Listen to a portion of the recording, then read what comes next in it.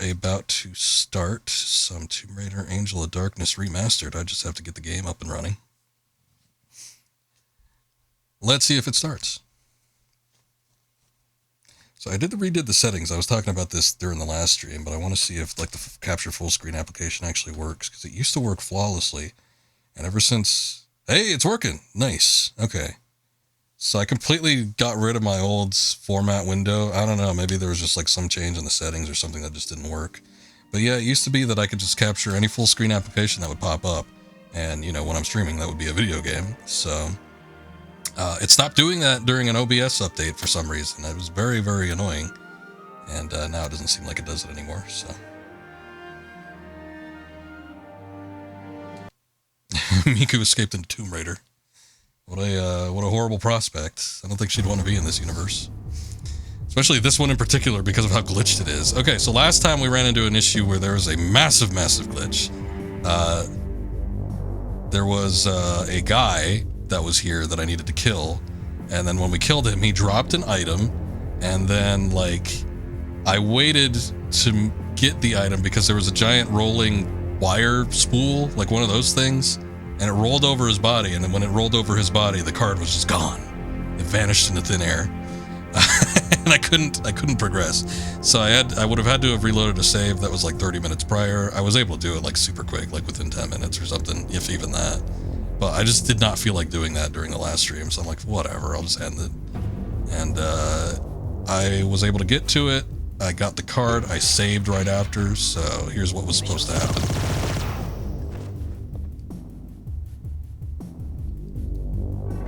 So as I thought, he had the card, which we used on the key card reader, and then, excuse me, gentlemen, I didn't even know you were in here.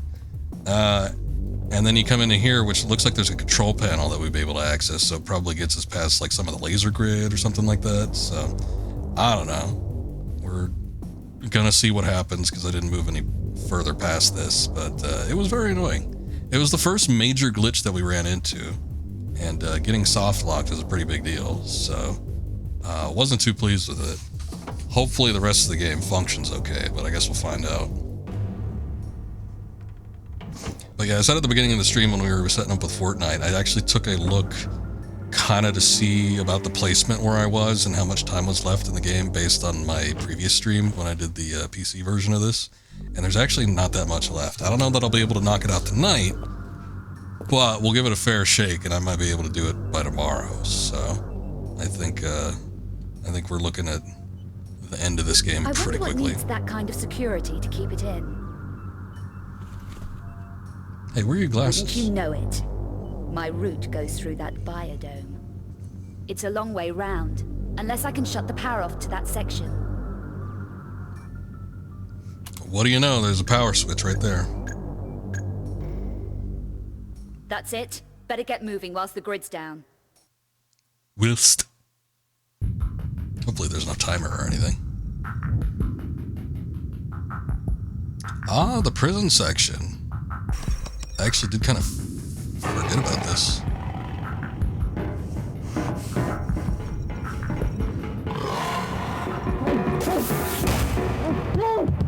He was almost in. Look how many seconds he had before he got... Okay. He had a good 10 seconds.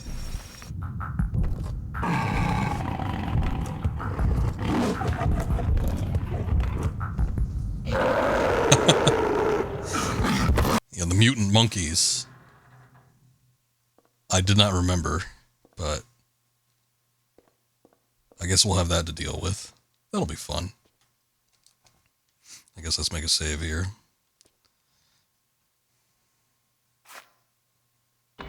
Crazy Cat Ninja, AOD hype. I know. I'm pretty hyped myself.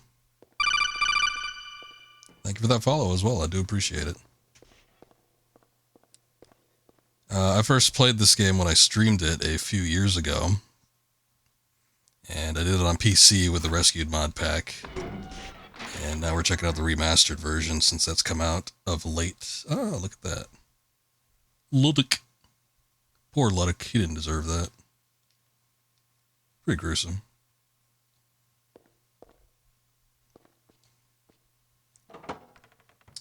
But it is what it is. Some meds. Got a neat little symbol. Got a gun. If I could pick it up. There it goes. I got an achievement for that too. Nice. What is it? Let me see. I guess a Scorpion X. Oh, we get a pair of them. That's what it is. That's what the trophy is for. Okay. I'm not opposed. Seems like last time I had a pair of pistols, though, I ran out of ammo super quick, so I don't know. Might not be the best thing. But this game isn't, like, terribly combat heavy, so... Oh, no. Oh, no. Oh, come on! I'm barely 5 minutes into the game. I'm stuck. I can't move. Alright. Oh, apparently I can't quick load from here either. What the hell?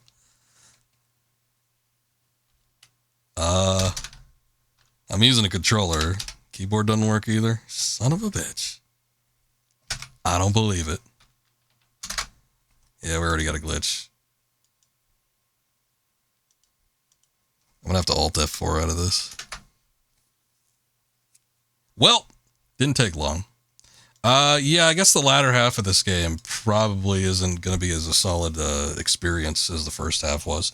I had no problems. Yeah, she's very interested in that shelf. She can't take her eyes off of it. I had absolutely no problems. Oh shit, did I choose a new game? Son of a bitch. The first few hours, we went through a good chunk. It hasn't been up until we've gotten to this section of the game where the game's been freaking out. Okay, so let's just reload that quick save. We should be able to get back in pretty easy. I'm still going to go get the twin pistols from Luddick. But maybe I'll just skip the SMG up there. I already have one anyway, so it's not like I need it.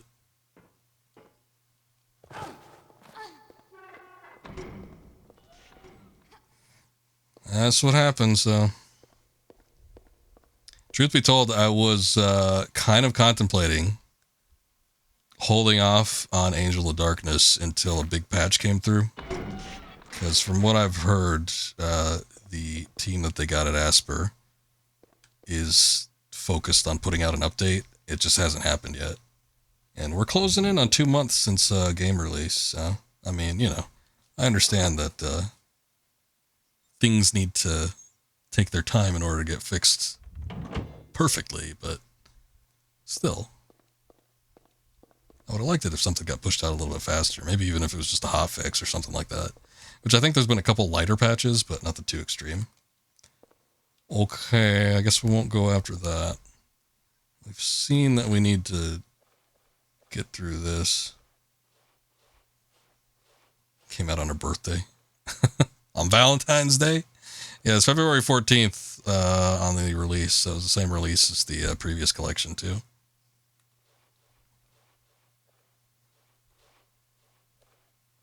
There's no music either. What happened to the music? I gotta get that soundbite because it happens so often. Like, the first thing to go anytime a game glitches is the music just, like, leaves. And I'm not even talking about just, like, Tomb Raider. I'm just, like, any game. If there's a glitch, the music is, like, the first thing to take a hit. She can't. Can she get through that? Oh, yeah, she can. Oh. Ah! Wait, how did she die? It's just a laser. I figure, like, a bomb would go off, but not, like... I don't know. Get into her brain? Sure, lay it on me. Here's something funny speaking about Valentine's Day. Let me hear it.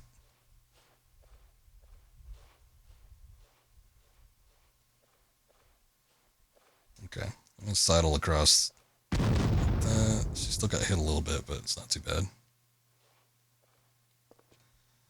Okay, let's do that, and I'll make another quick save. I wonder if she can... Yeah, she can go over both of them just by a side somersault. Not bad. Your dad's birthday's the day before, February 13th, so he misses out on all the crossover fun. But I guess it's consecutive.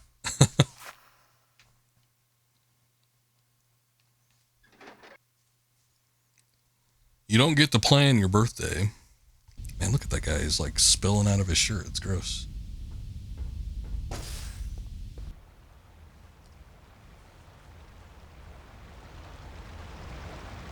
Man, I do feel like there should be music here. Like it's just absent completely. Wear what's comfortable, I always say. Oh, did she change? I think she changed. I think she was wearing the pants before. You can't, there is an option, but I guess you have to wait to change her outfit. But I remember when I did the Rescued mod pack on PC, you could just change aspects of her outfit on a whim without having to do anything funky. I mean, that is true. You can pick your death day, unless it happens at random. You could either leave it up to random chance, or you could choose exactly when it happens. You could choose your wedding day. I had a couple friends that decided to get married on like holidays so they could have like multiple things going on. One in particular wanted to do it on October 31st because they wanted to like dress up for their wedding anniversary every year. I'm like, oh, okay. If that's your kind of thing, I get it. Oh, thank God she bent over to pick up that ammo. Otherwise her head would have been caved in. Oh, hey, hello. Don't breathe, and definitely don't move. You are in big trouble, whoever you are. Intruders don't last long in Strahov. Just answer my questions. Fine. First question, who are you? Fine. Second question, what are you and your buddies up to in here? You really don't know what the Cabal is. We are the beginning of a new order of life on Earth. Well, I've never heard of you. Ignorant mortal. The Cabal! You're immortal too. We control everything here in Prague. It means that we are going to be immortal. Yeah, going to be. You're not You immortal are right going now. to be dead, intruder. Immortal. That is impressive. How are you going to manage that? Meister Eckhart is about to return the Nephilim race to glory. For our part in that triumph, he will grant us immortality. If I had a coconut for every time some lunatic said something like that. Your pathetic ignorance blinds She'd have you. 2 coconuts. We already have the last vital element from Turkey here in Strahov. Actually, no, she'd probably have 6 at The this point. I guess only two every remaining major Nephilim. person The has wanted some sort of Cubiculum immortality. Nephili, the sleeper. That's right. The last of the extinct race here in the Strahov. Surely the Nephilim are just a myth. You see, ignorance. With vital essences extracted from this precious specimen, Meister Eckhart can breed the next generation of pure Nephilim. No more abomination to run amok like Boaz's proto-Nephilim. She deserved to pay for her You're talking stupidity. shop to me. Yes. In too deep. I don't know what you're Highly referring inconvenient to. Abominations running around loose, isn't it? You have no idea what you are mocking. Oh, okay. It's actually effective. I didn't think it would be. I'm like, oh no, plant poison. Whatever will she do? But she's actually pretty badly affected. At least she's not dead.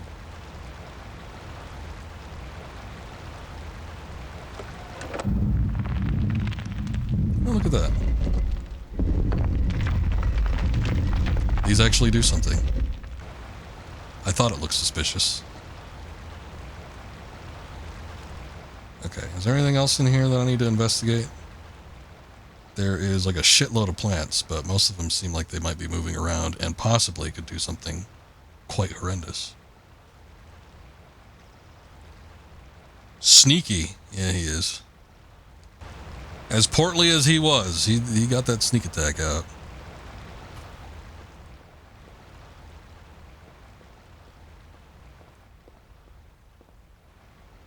I don't even know if we conclusively deal with that guy. I forget completely. I remember the weird looking lady with like the bob haircut and the very ugly face.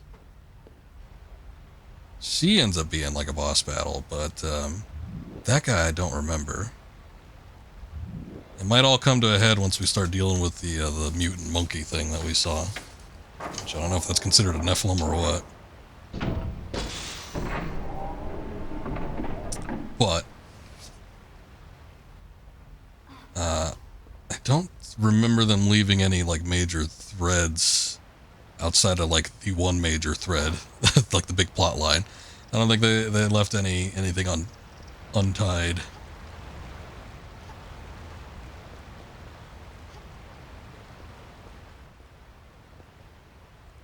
Let's see, we got in here fine. There's just no music, which may or may not be a feature. Plenty of sound effects, though. Here's some music.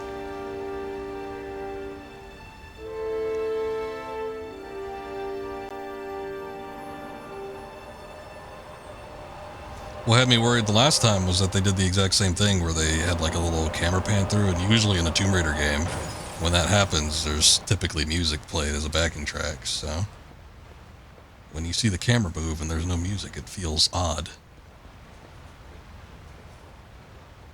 Is he coming straight for me, or...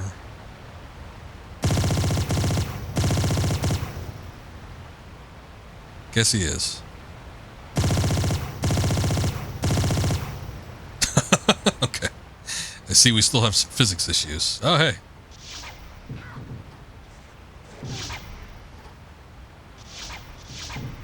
Those are almost like the classic Doom Imp fireball sound effects.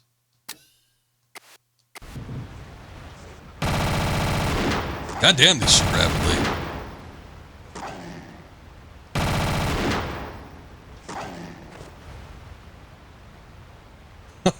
Okay. I burned through like all of my ammo, but I mean, it was pretty cool. I don't have any left now. I got 3 bullets. It's not gonna help me out much any though. Alright, we'll just switch back to the regular pistols. Call that good enough, I guess. Oh, what the hell?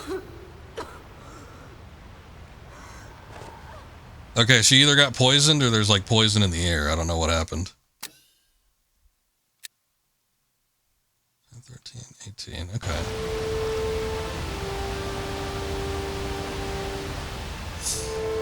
Whatever, I guess. Let's try that again.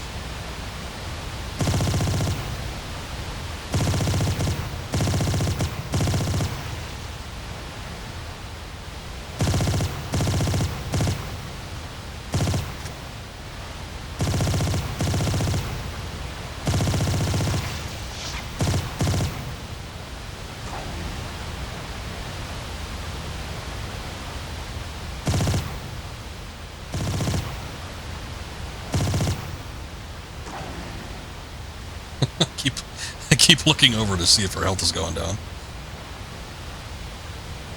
I think we're good. I don't know. I think the shot is poisonous. Either that or one of them hit me with a claw or something like that. I'm not too sure.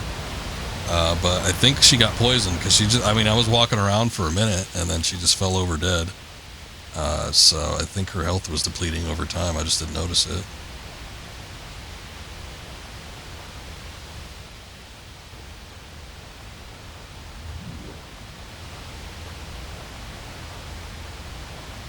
But it might have been that little pink beam or whatever they shoot out. Oh, son of a bitch.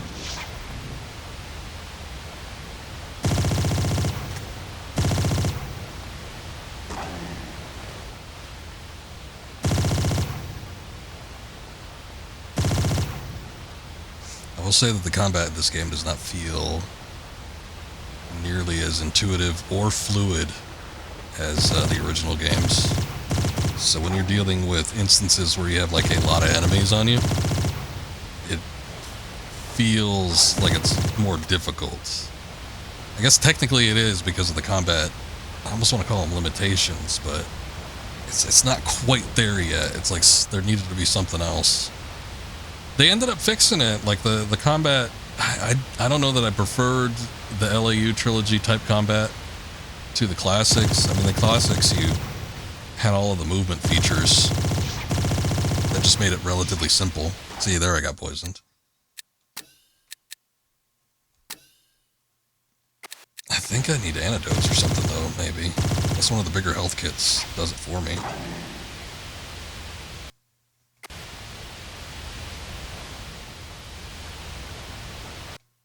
Okay. I didn't want to use an antidote until we were clear of those guys. Okay, yeah, you gotta use a poison antidote. That sucks.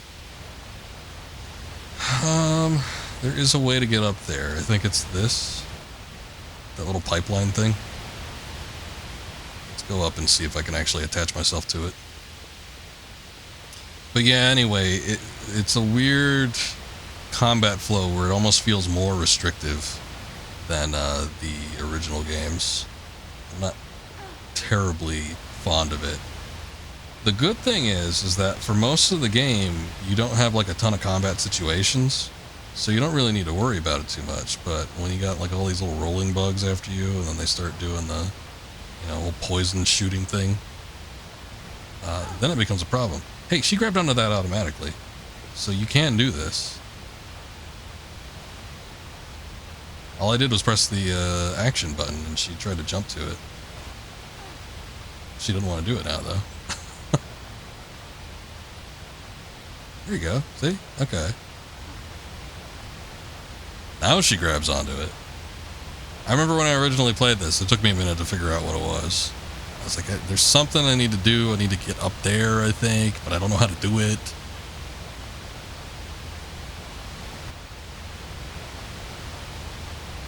And I guess when you see that the one beam is the only one that's got foliage or something on it, a pipe that actually extends all the way up there, then you're like, that's it. Makes sense.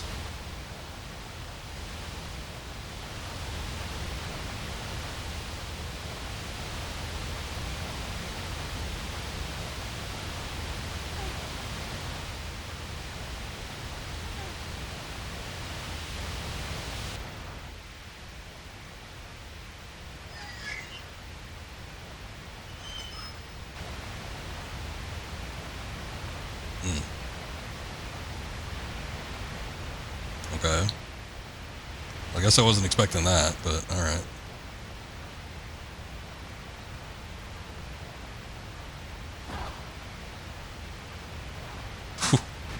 It was a bit much. She can't fall quite as far as the original games without causing injury to herself. It does feel like the fall damage is a bit more extreme in this one. I was just checking to make sure there were no items. I think we're good. Get in there, Lara, the sticky icky.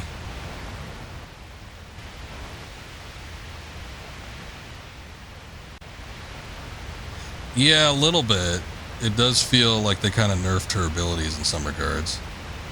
When you compare it to the original, she feels like she could do more. She's like faster with her reactions. She could take more damage. Oh, come on. Shit. I held on to the grab button, but I guess it wasn't good enough.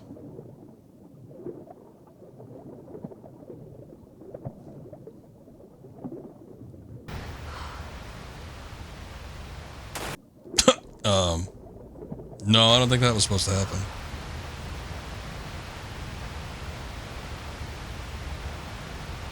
Wait, why is this thing like levitating with me? What's going on? Stop that.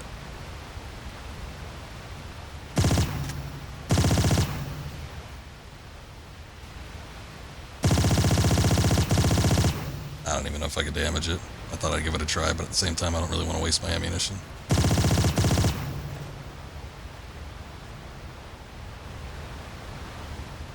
No ammo or nothing.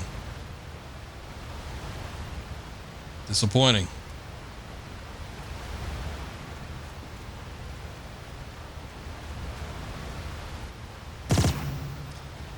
On the one hand, like her slower movements, I don't know, it almost feels a little bit like they were going a little more for realism, but she could do some pretty crazy things still, so it's not completely in the realm of reality. Yeah, what a selfish jerk. Not giving me any ammo, huh? Yeah, the whole MP5 there. I should have been able to take a magazine or something. He was just like walking around with a dummy gun. Didn't actually have anything in it. Oh good, we got some pills. Here's some ammo.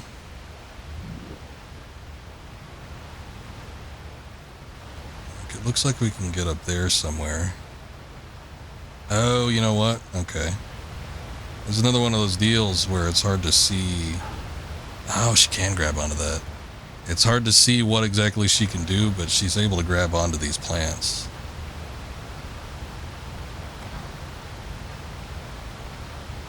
Do some more of that crazy inclines climbing. I do kind of like this. Out of what seems like them, again, like nerfing her movement capabilities, the sort of more freeform climbing is actually kind of a cool feature.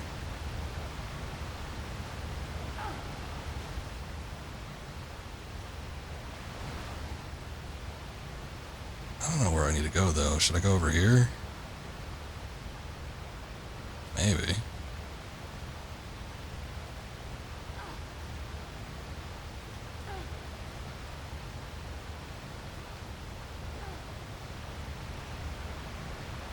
Come on, Laura. I think you can grab onto that. Okay, no. Maybe not.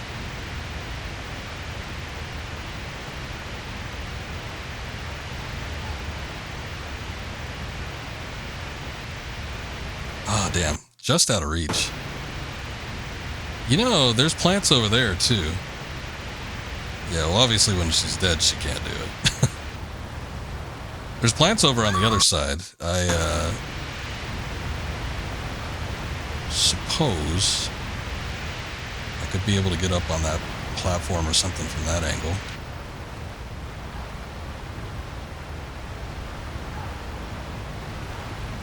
There's another platform down here, too. I don't know.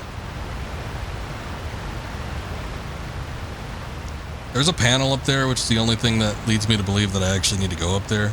So I'm going to see if I can climb up this thing. There we go. Okay. And then if we can interact with that, then maybe there's something we can do.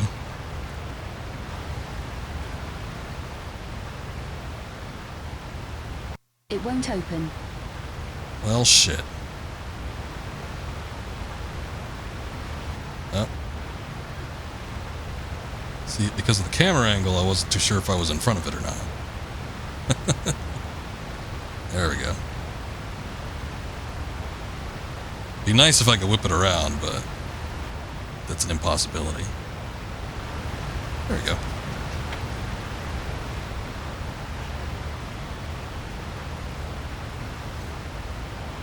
Okay. Oh, now it moves between the two.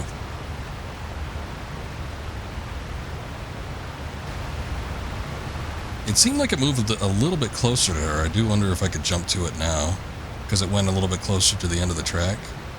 The only problem is I don't... Okay. Well, maybe not. It doesn't look like it's coming back. So... might be a bit of an issue. Let's go back down.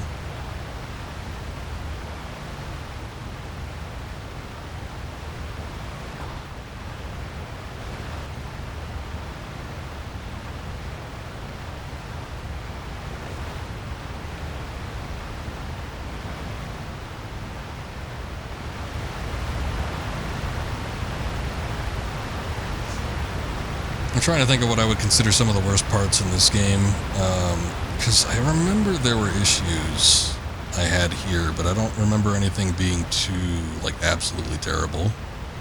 There were some confusing aspects to it, no doubt, but I don't remember that there was anything like, oh lord, I hate this part, I can't wait to get done with it. The boss battle I referred to earlier with the woman, I remember that one being a little bit of an issue.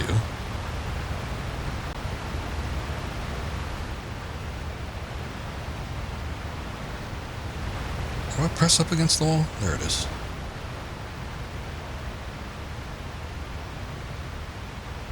Oh, look, the creature's back. What? What was that? Why'd you do that, Laura? Oh, and then she just immediately dies. Okay, cool.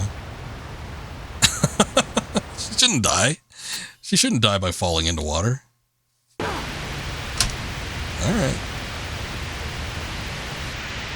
I see how it is. She was about to grab onto this thing and then she just let go. Yeah, she did it again. Alright. Maybe it's because of the steam or something? That might be it.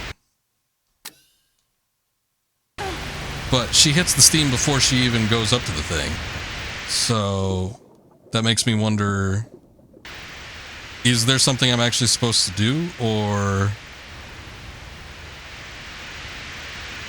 this game? Because we need to get up here in order to get to this, and I think this is how we climb up here and then we get to that. Because I can't get to it any other way. I'm looking at this pipe here. It doesn't look like it connects to anything that I'd be able to interact with.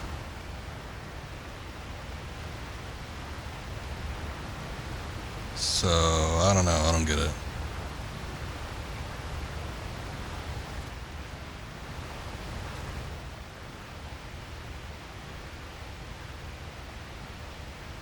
I'm just going to do a quick save here. Here, I'll hold on to the action button even. Okay. Hold on. Yeah, I think she's losing her health. I think that's what it is. Let me test it. Yeah, okay, that's what it is. That's what it is. It's hard to tell. I almost thought maybe it might have been a glitch or something at first. But like I standing there just for a second. Oh, she's got jiggle physics with that. Look at that. Standing there for a second, though. Anyway, let's not get distracted. I could see her health bar going down, so it was much more obvious at that point. Where would I need to go, though? Is there something down here? Because the pipe connects to this, and then what the hell is down here? Nothing?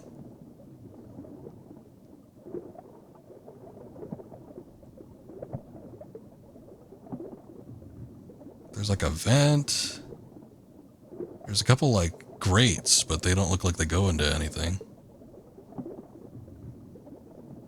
I was wondering what was up on that ladder on that jump that I missed. There's a door up there. I don't think there's any way to get back up top though.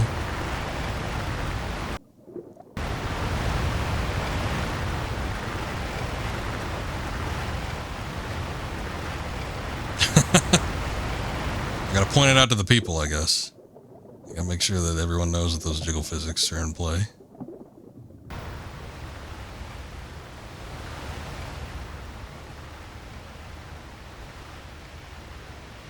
So, I don't know, there's, if I could pull up the menu fast enough, which the menu pulls up really slow in this game, I could just continually heal her. Oh, wait a second, look at that. Okay, I think I see it. I was like, we could try it that way, but I think I found it. Wait, Laura, please. Give me back camera control.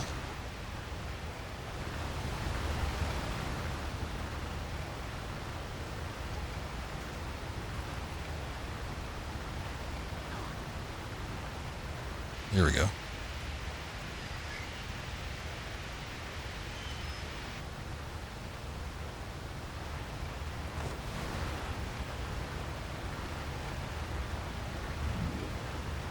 Get a little bit of ammo.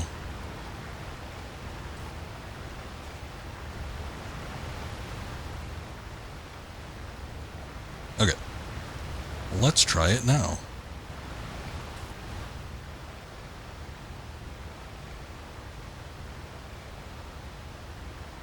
I wonder though, if she was like up here, can I just... Okay, I can actually get the menu open.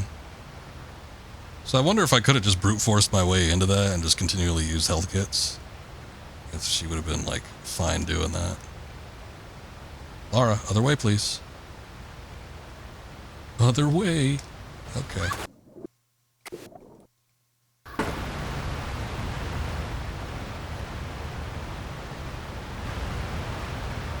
She didn't want to go the other way. She also didn't want to, like, pull herself up, so I don't know what the problem is. Trips, welcome in. Thank you for the raid. I appreciate that. Son of a bitch. Hold on. Let me get you a shout out, because Frosty Tools must be down again. It's not wanting to get those shout outs like they used to. There you go. Idle Manager.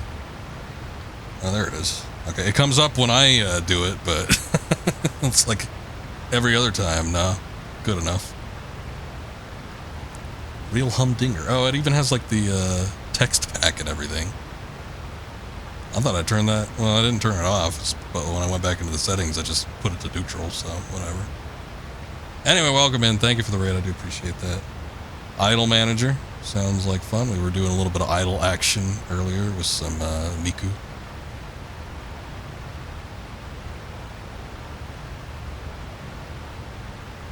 There we go. God, I don't know why it took her so long to do that. I did like tap left repeatedly until she actually pulled herself up there. There we go. Good. Okay, so now I gotta do more plant climbing action.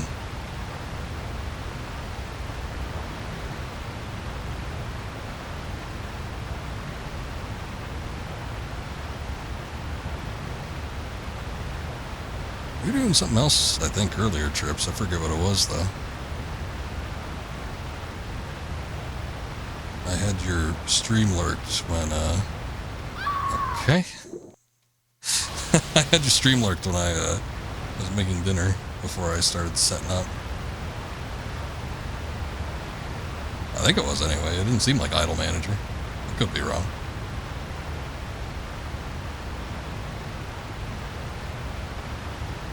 We're going to need to view this from several different angles before we actually make the drop. Or I guess I could just push myself a little bit further in. That would probably work too. It's like a crane game, though.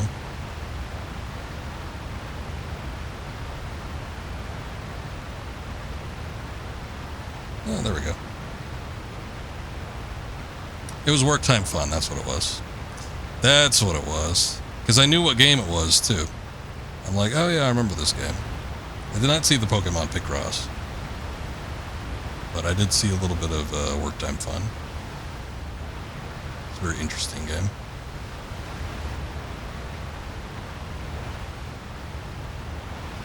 But welcome in, thank you again.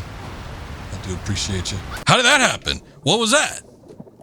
Okay. It was a good thing I saved right before we went down the ladder. She just she just zooped right between the rungs. Fine. I won't speed up the process and try to drop down the ladder. I'll just walk every step. She's a witch. She could phase through material objects. It's insane. Bending physics to her will.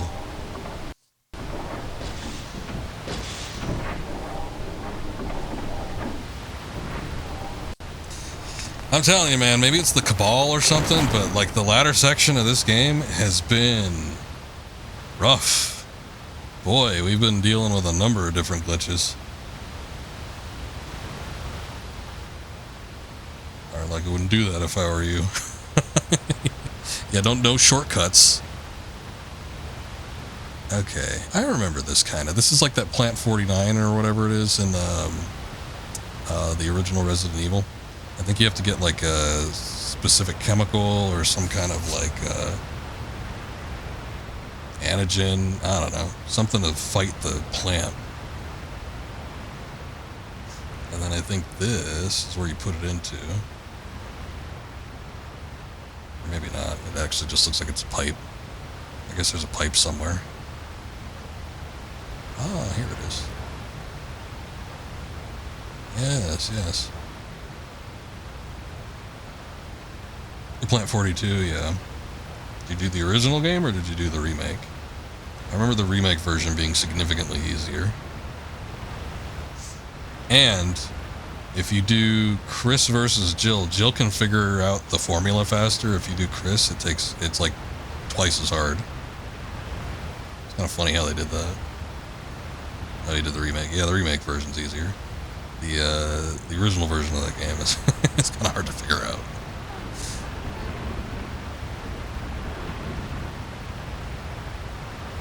Okay, what do we got here? Some kind of route. It's not even a formula. Although they're crossing this one out. I wonder if they cross it out, does that mean I should do that one? Because they're like, no, don't do this one. And the table was blocking it originally. You'll play through every time? You're doing an easy mode, sir. There actually is a difficulty setting based on the character that you pick. Chris is the harder version. Jill's a breeze. She's absolutely the easier one. And then if you do Chris, the game is like twice as hard at least. Some spots even harder. I'm trying to remember now that I did the long box version of the original Resident Evil a few years ago. I'm trying to remember which one I did. I think I might have done Jill.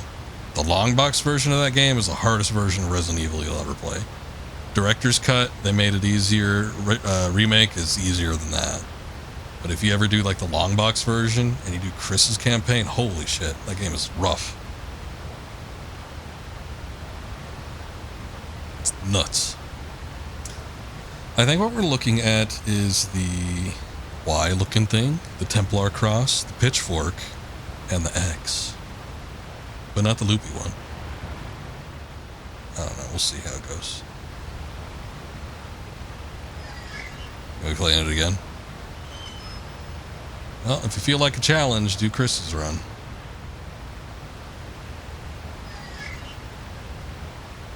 Remake is not as hard. Again, I think the remake is the easiest version of it, but yeah, I would take a look at some of them.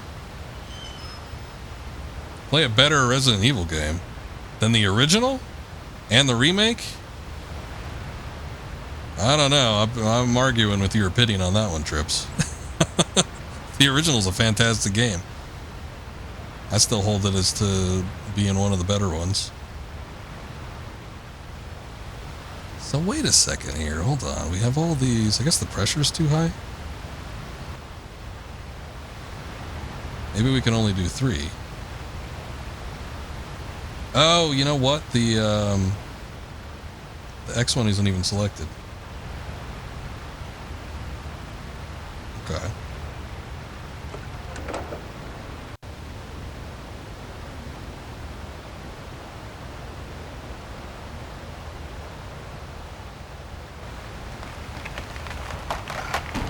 Trip be trolling.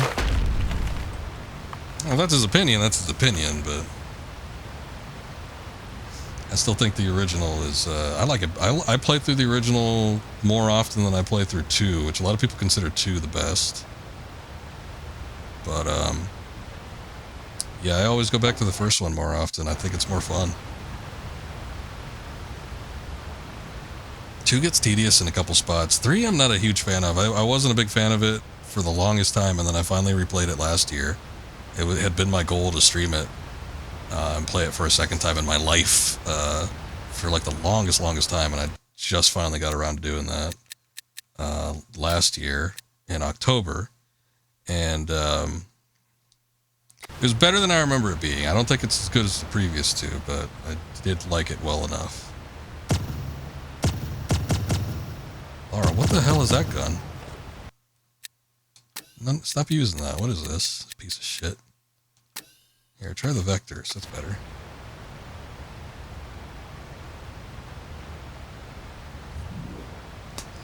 I don't quite have nostalgia for the Resident Evil games myself. I talked about it before, but when I was originally streaming them, but I only ever played them first time around when they were made as PlayStation Classics on the PS3, so I didn't play them as part of my childhood. I played them in my late teens, early 20s. So I did not have the nostalgia for them, but I recognize them as being good games. Certainly a pinnacle in the survival horror genre. Resident Evil 7 I did not care for as much. I think it's a decent game, but 7 and 8, I would rather play every other Resident Evil in the mainline series except for 6 before I go back to 7 and 8. I have mentioned that I've wanted to go back and do a Resident Evil stream because the first time I played it was when it first came out, and I streamed it off of PS4, and I wasn't too experienced with streaming, so it looked like shit. My bitrate was super low. I used to think back then that the capture card affected the bitrate, so I used to think that it was capped at like 2,000 or something like that, and 2,000 kilobytes per second, and it looked absolutely awful. So it was like shortly after that I figured out that I needed to be higher, but I still recorded it at that low of a bitrate, and it looked really, really bad. So I've always wanted to go back and redo it, but outside of like just getting a better recording, I don't think I want to play it again after I play it a second time. And then Village, I've tried to pick up Village again, but I don't know. It's alright. It's alright, but it's not good enough for me to play it again, I don't think. 2 was pretty good on your first time through, and you just did 3 Thursday. 2 is a good game. 2, all the classic ones I think are great. By the time you get to, I knew that was going to happen. By the time you get to 4, it becomes such a different type of game that it's hard to kind of like hold them up against each other. Like 1 through 3 and even 1 remake, I've got no problem just like saying, you know, okay, here we can compare all these games, these 4 games together, or even like 0. 0, I guess you can kind of consider part of the main line. Aura, don't do that. She does this thing, I hate it, where she like starts hopping backwards. Don't do that shit. I don't need you to do that. She does it automatically.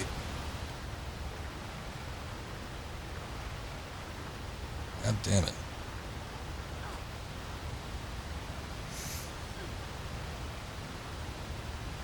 You got 0 today for the GameCube? It's not bad.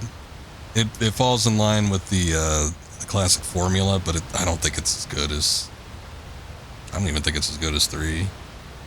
It's kind of a weird game, kind of an annoying one in some parts. Even kind of held up on the idea on playing through them as you want to do a RE2 Leon run. Just can't get motivated for it. The original or the remake?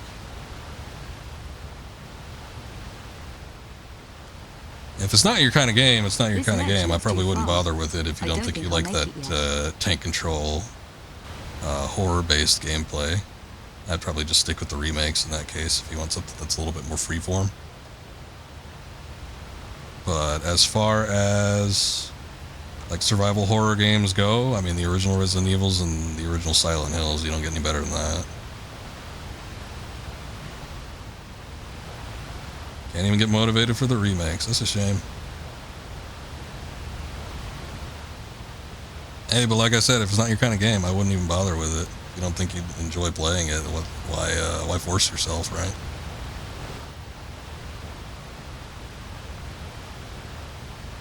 Son of a bitch, she can't make it that far. Sometimes with the Angel of Darkness... Oh, that increased her strength too, no shit. Sometimes with this game, though, I don't think she can clear certain things or she can go past certain points, but she makes it. You did a Claire run. With the remake, they're not as different. I feel like with the originals, the campaigns were more varied. So, well, Leon's had different bosses, but they still kind of cover the same territory. I still feel like the originals had more variety between them. This thing, Laura? I don't know. She said she can clear a gap, but I don't know what she was talking about. This is the only other gap I could see. Let's see. Let's test it out. Oh, son of a bitch, she can do it.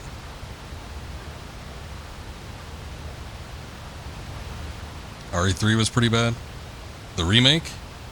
If you're talking about the remake, yeah, I agree. If you're talking about the original, I disagree. If you're talking about the remake of Resident Evil 3, yeah, that game was shit. It was passable. Like, it was just okay. But especially compared to the quality of the other Resident Evils that exist, it was pretty damn bad. It was a huge disappointment, which lended to my consensus of it being a shitty game. They could have done so much with Nemesis, and I don't know, dropped the ball hard. I understand that they had the B team at Capcom doing it, and they moved everybody over to Resident Evil 4, but holy shit was that game a disappointment.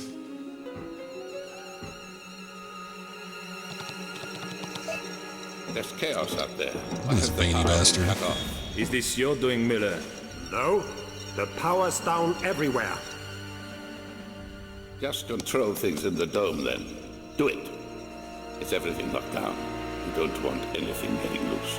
It's under control, Master Eckhart. We have a problem down in the sanatorium. What problem, Boaz? Just have the guards deal with your inmates and pets. I have a confession, Master Eckhart. I didn't destroy the Proto-Nephilim. This is the first time we've heard of this thing. Proto. I would assume it's the monkey. Right, boss? But I need to supervise this personally. this is like a big revelation, and I don't even know what it Experiment is. must be eradicated. I expressly ordered it. It's far too dangerous to keep alive. I couldn't. It's half Nephilim. That makes it impossible to kill without your bariac shard. You ignored my orders for the last time, Boaz. Mullah, I need the services of one of your little creations. There's the switch for that, huh? It wasn't my fault. I'm loyal. Your own incompetence has sentenced you, Boaz. Give me a chance. Not the pot. This is the first time we're seeing any of this stuff. We have no idea what it does. We don't know what they're talking about. Now sort this mess out.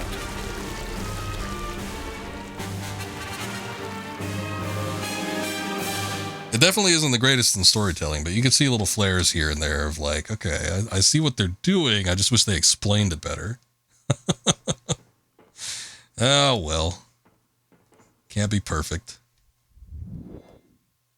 Okay, we got an ID card. So that's a key item. We would need that for something. I don't know what.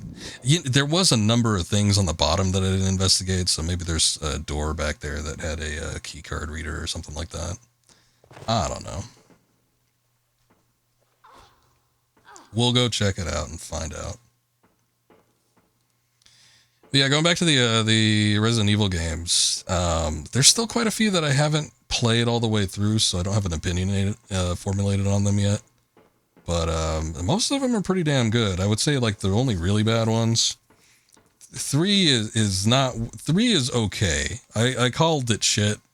It kind of is. It's really bad compared to 2 remake, but I think if you get it for like $10, maybe $15, it's probably worth it. But the game is so short. There's not a whole lot to it. You could blitz through it probably, and if like you become familiar with it, it's probably a game that you can blitz through without being like speedrunner talented. You could probably get through it in like 3 hours, no problem.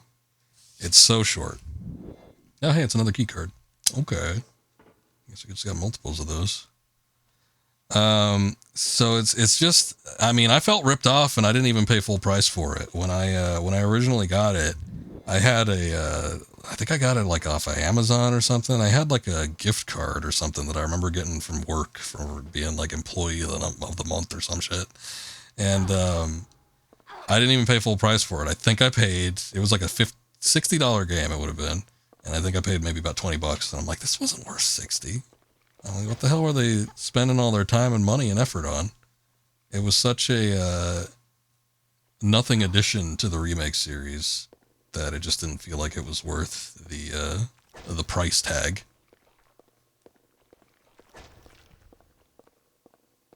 Let's see what's in here. Oh, look at that.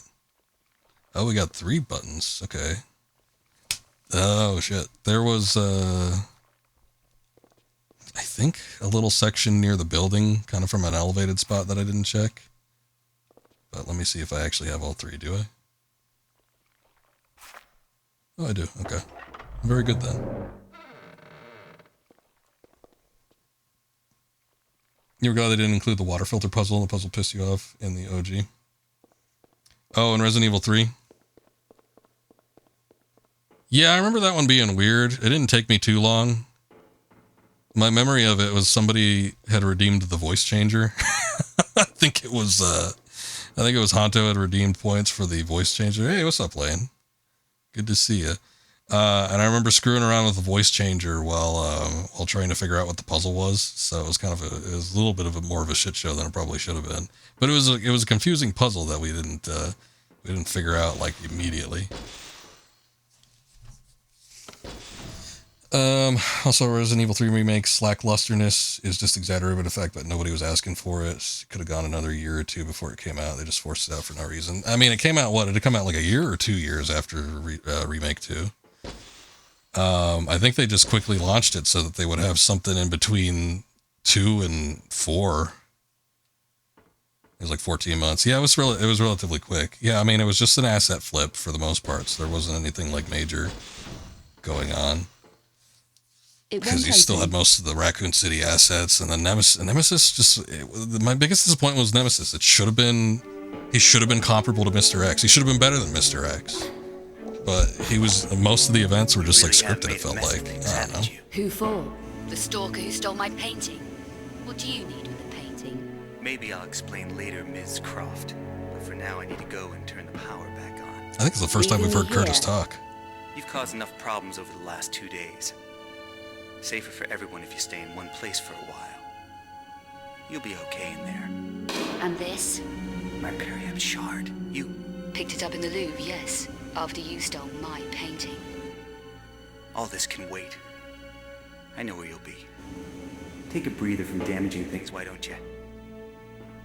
Hey. We only shut off a couple valves. I think something broke. There was a lot of stuff that was broken beforehand. God knows that the game's broken. I need to get to sub-level 6. All right, we're doing the Curtis section. Yay. We're out of save files. Holy shit. Okay, better start saving over the old stuff. So we're actually pretty close to the end. But yeah, Resident Evil 3 remake was a bit of a shit show. It should have been better than it was. They should have cooked it a little bit longer than they actually did. They could have done something with it. I know the original 3 isn't generally viewed as being the favorite, but come on.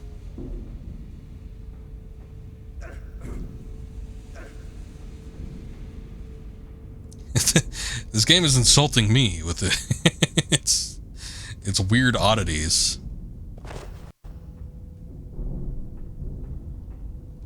Maybe the game should have thought about that before glitching.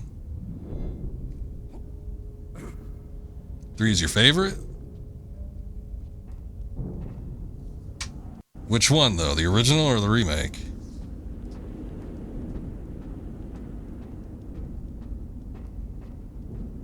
If you say the remake, I know why. I don't think it's a good reason, but I know why. Okay.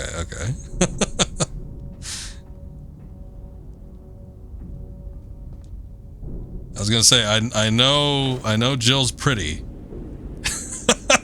but I don't think that makes up for the game. I think I gotta go down here. Let me see. I gotta continually go down, but I just gotta make sure that I could actually drop first.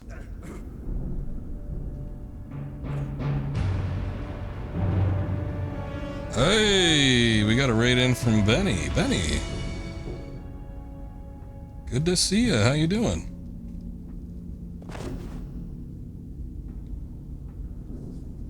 Yazzie, welcome in. You were gonna say, tell me why I think that. Well, I don't know. I'm not throwing shade. Thank you, Benny, though. I do appreciate that. All right, you were doing Tomb Raider 2 Remastered, no loads on meds. You're close to your 2-hour, 5-minute time. Nice. I'll have to check it out. I do enjoy watching your playthroughs of that. You know the game so well. I am a little jealous. I wish I knew Tomb Raider 2 as well as you do. I don't want to commit the time to memorize those games, but I feel like it would be super fun just to know like everything and just fly through them. That Tomb Raider would probably be the only game I'd be willing to speedrun if I ever wanted to commit time to doing that, but I can't. I would lose the motivation very, very quickly. Oh, hey, we're finally here. Well, we're not doing as good of a game, but it is a Tomb Raider game. We're doing a little bit of Tomb Raider 6. Angel of Darkness. We're almost done with the Remastered collection. I've been chipping away at it for the past few months, but you know, haven't been going through it too quickly. I know Benny went through like super fast on these. Yeah, I was gonna. You know what? I've been curious, and I've been meaning to ask you. What bug was it that you ran into? I ran into one where I had to go back to a save that I had 30 minutes prior. So it kind of killed my motivation for the stream. I did end the stream, but I did not end the playthrough. But my problem was there was a key item that was supposed to drop from an enemy, and the key item just like disappeared. Like it was there for a second, I saw it on the floor, and then something happened, and then it was just gone. And then I never was able to access it again, and I had to reload the save from further back. So it was kind of shitty. And then this whole section so far has not been that great. It's been a little bit buggy. You get stuck in an animation. I got stuck in I was searching a shelf and I got stuck. Yeah, it was a disappearing key. It was a key card that disappeared on me. And I was just like, forget it. I'm just going to stop. I just stopped the stream. I'm like, we'll be back at this next week or in a few days or whatever, but I'm just giving up right now. We did something else before that, so I had some other game that I played for a minute before I moved on to that one. Yeah, Izzy, thank you for that follow. I do appreciate that. Hope you're having a good evening. But yeah, so far it's just been everything since the warehouse before you get into the sanctum or whatever this is. Since that point, it's been more buggy. It's not been continuously buggy, but it's been more buggy than the game has been. I've had no problems up until getting into these sections. This is the only point where it's been notably bad. Oh, hello, sir.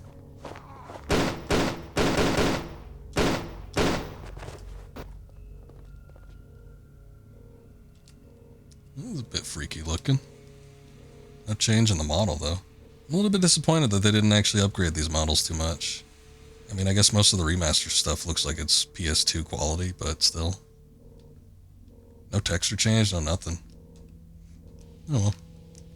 Can't expect perfection. He's got some gnarly looking feet, though.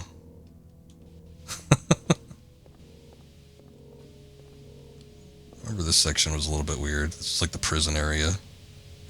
We stick in here for a minute. It's not terribly long, but it is an interesting little location. Got another guy that's been coming in here. Oh no! He was still alive. And this would be one of my easy days. He was able to get through Angel of Darkness. He played through the entirety of it, so I figured if he was able to do it, then I'd probably be able to stick with it too. But I have been fearful that there's going to be something that just is not going to work for me at some point. Ability will help here. Ooh, his Farsi ability. Let's see what he's got.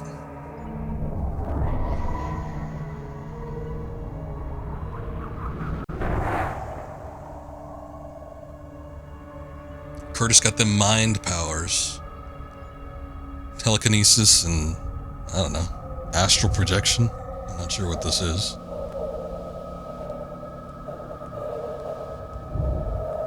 Some kind of force sensitivity you could see into the future.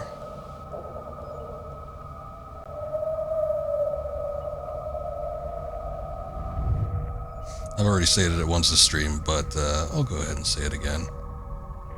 06289, I think that's what that said.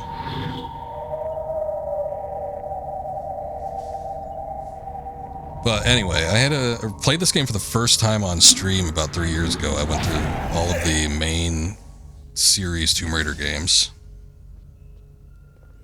And when I played this one, I did the PC version. Was it 02 or 06? 06289. But I did the PC version and I did the rescued mod pack, and I don't remember there being any like major problems. Okay, yeah, you always have to hit the keypad twice for some reason. I don't get it, but it works, so whatever. Hello, sir. Hey, take it easy. What's going on down here? Dying. We're all dying. Protoss on the loose. Black Angel's going to kill us. Get a grip. What's gonna kill us? The Proto. It got free. We got fed to it, but it ate the guards when the power shut down. What the hell's the Proto? The Screamer.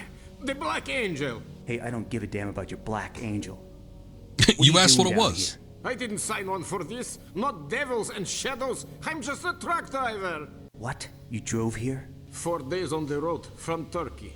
Long way, long way. What did you bring here? What were you carrying?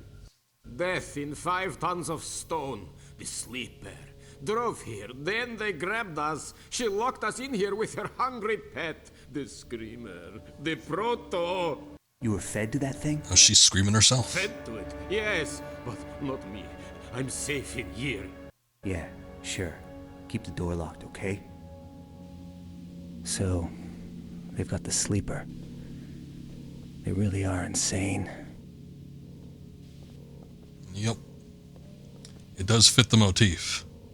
What is this? It sounds like I can interact with something here, but I don't know what it is. You can't hide out there. He'll get you. Oh, He'll get okay. us all. It was just interacting with him again? Huh. Alright. But yeah, anyway, when I did the original version with the mod pack, everything seemed to be pretty much fixed. I do remember, I think there was an issue where there was a level that didn't load in properly, and I think I fell through the map. That seems to be my memory of it. I got VODs of it, so there would be video evidence. But yeah, all the stuff that I've encountered, all the glitches, I don't remember any of that happening when I played through this a few years ago. So I guess that mod pack really did fix some of the problems. So a little bit disappointing, but you know, we've been able to get through the rest of it okay without too many issues. I had half a mind to wait for them to patch this game, but to be quite honest, I was expecting a patch to happen a little bit earlier. I understand, again, that, you know, they need to test multiple things. It's probably not a whole lot of people working on the game still.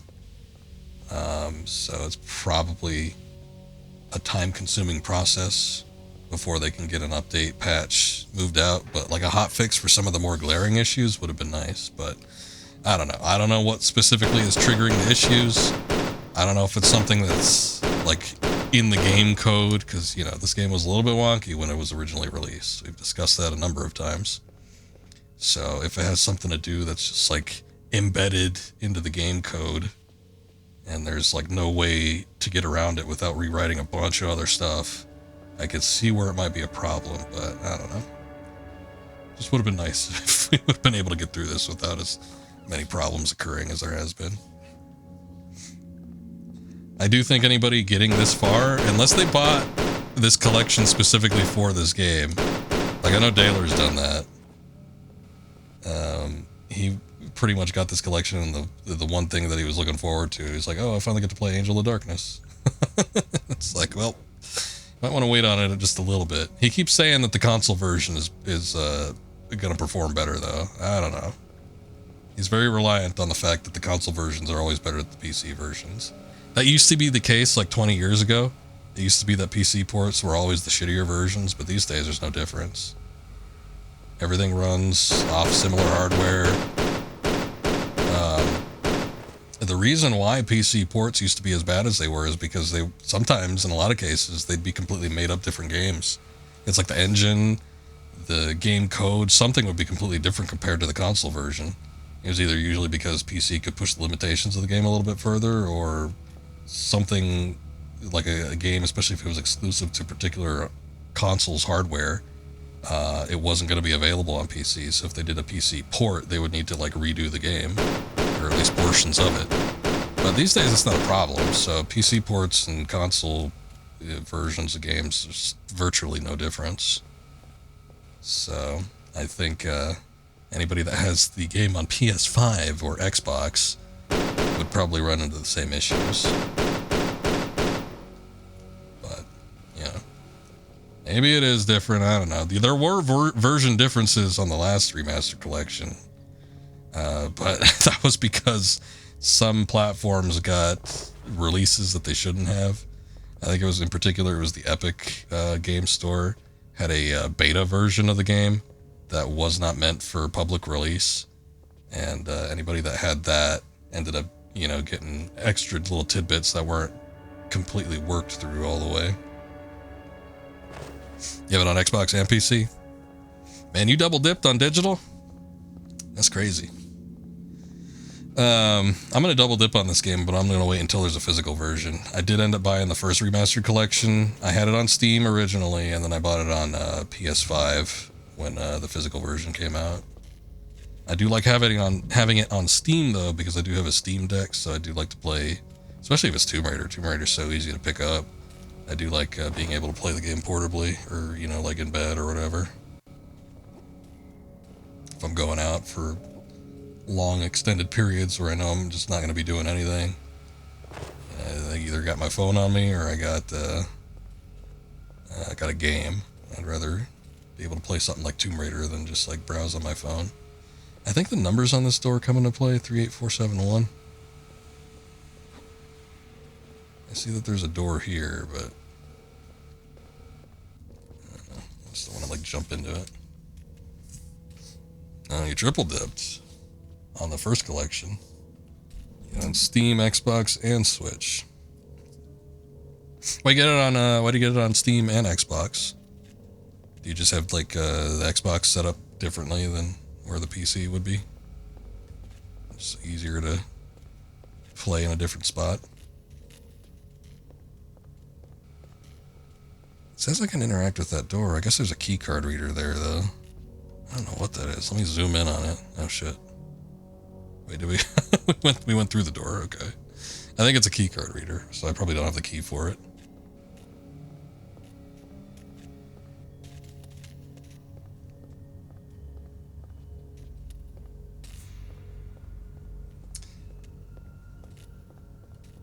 Pre-ordered 1 through 3 on your Xbox and got it on Steam eventually? Okay. And then you probably weren't expecting the physical collection, so then you just ended up getting it on Switch later on. Or maybe you just like the prospect of having it portable. They had toted around the idea of having a physical copy, so it was always in my mind that it was going to release eventually, whether through limited run games or if they actually got Embracer or whoever, Crystal Dynamics, to actually put money forward to print out physical copies. And thank God it wasn't done through limited run. There may have even been a limited run edition, but goddamn, limited run is kind of shitty. I don't know. I'm not opposed to anybody that gets stuff from them necessarily. If you want to grab that kind of stuff, that's up to you. But I feel like they always inflate the game's price with junk that isn't up to par in quality. And then I've heard so many problems. I think I've gotten one thing from them, but I've heard so many problems from a lot of different people where their shipping and everything was just not up to par. And like stuff would get lost in the mail, or orders would get dropped with no explanation, or you know, they get charged like double for shit. So it's always something weird going on. Exactly right about the $50 version for your Switch. Yeah, I got whatever the I did get a collector's edition of sorts, because it did come with a die-cast metal box, something like that.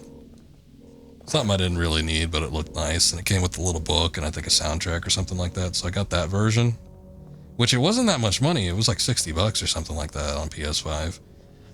But there was another version that had like guns. That might have been the limited run, because I do think they did a limited run version. But there was one that had like pistols, and I'm like, oh, you probably can't even take them out. It's probably just gonna be in that box. It'll probably be shitty, so I didn't opt for that. 38471. Now, had it come with like a figure or something, and the figure looked good, I probably would have gotten it. But just for the pistols, wasn't feeling it.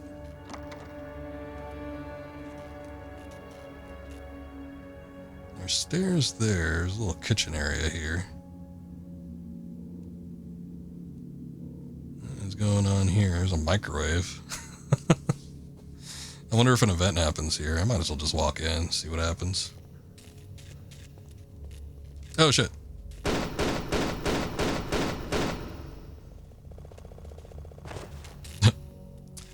Just vibrating a little bit. I am expecting them to do another physical release, and I'm probably gonna get it. Again, I'm still hanging on to the idea of physical releases with games. I'll get it if I like a game enough, and I don't like too many games these days, so I think whenever I do buy something physically, it's probably worth it. I feel like I should be able to jump up on that. Maybe not. Can you get up on any of this stuff, Curtis? I guess not. Didn't even know there was a limited edition, but yeah, I would have had a figure of Laura, you would have bought it. Yeah, I think that would have been the only thing to get me to spend, like, you know, $100+ or whatever. If I had a quality figure with it, which a lot of times figures aren't quality, but, you know, if it at least had the potential to look good and it wasn't, like, super ugly or something. Whoa, Curtis, calm down. Then I would have gotten it. But, nah, it was just the pistols. I'm like, yeah, I don't really need that.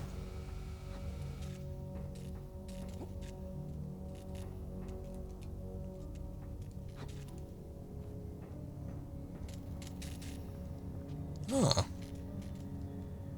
Here's where we input the numbers.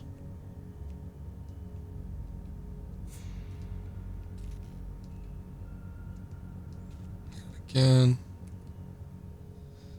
Okay, did it open up the door? Let me just make sure I got the number right.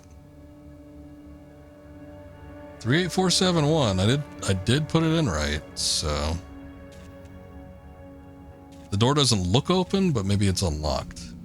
So I'll just cross my fingers and hope that that ends up being the case. I'll make a quick save here, though. Yeah, just drop.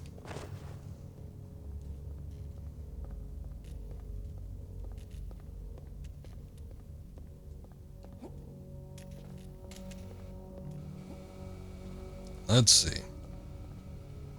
It didn't open. Whoa.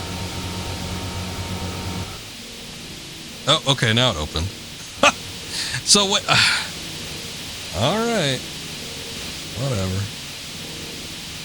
What I always do with this game, because for some reason, I don't know why it happens. I don't remember this happening in the previous version that I played. But whenever you have a pin pad, you have to input the number and then you have to exit and then you have to re-select the pin pad without inputting anything and then it'll confirm it.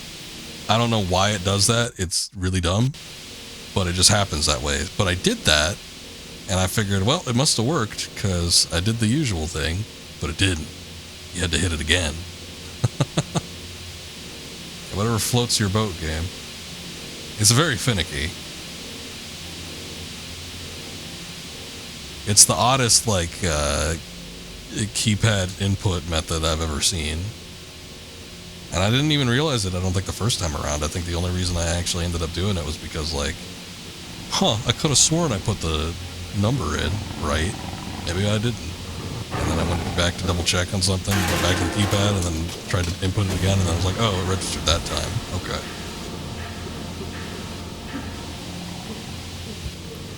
No, don't kill the ugly scientist. Whatever will we do?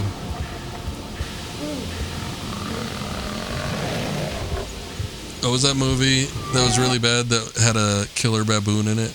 Was it Shakma? I think it was on a Red Letter Media, Best of the Worst.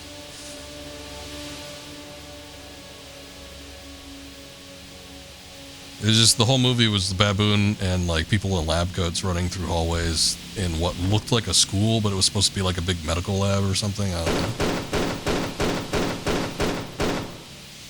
But the baboon didn't look threatening in the slightest. It was very, very tiny. They would just, like, splice the cuts of it, like, lunging at the camera whenever it needed to do something, but you never saw it actually, like, bite anybody.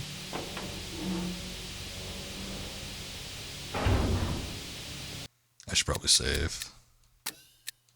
Get these big boy saves in. You never know when something stupid's gonna happen.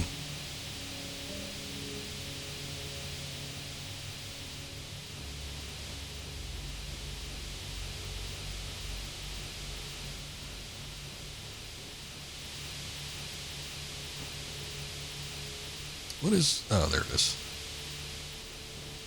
It's like, what am I doing here exactly? What's the point?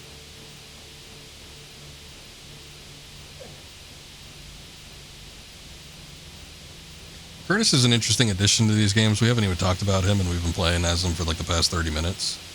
But I do like the idea of having another character to switch between on the campaigns, but he comes in so late in the game. And this is like it. Let's like, we'll do this and then we'll do a little boss battle. And then that's it. Like, you know, better games. Halo 2 comes to mind. You're like constantly switching between the two campaigns, and they both have like lengthy sections that have, you know, some major impact on the story. But Curtis, I don't know. It just kind of seems like they threw in a lot of stuff. I mean, most of this game was last minute. I was going to say it feels like it was thrown in last minute. It probably was. But I would have liked to do more with him. If we could, like, utilize his ability more, I think it would have been neat. But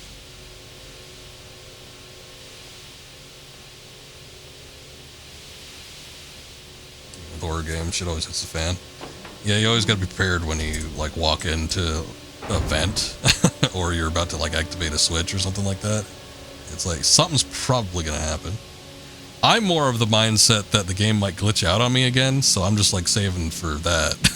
I don't really care if there's like something that pops up, because I could probably, if it was a normal game, I would just be able to do a quick load, but this isn't a normal game. This game is like half broken. We'll get there eventually.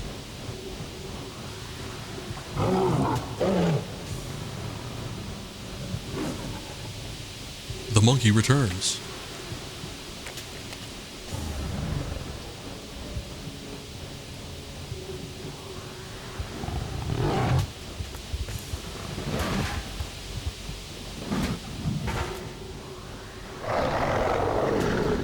A tasty snack. Yeah, a little bit. Some security guard jerky.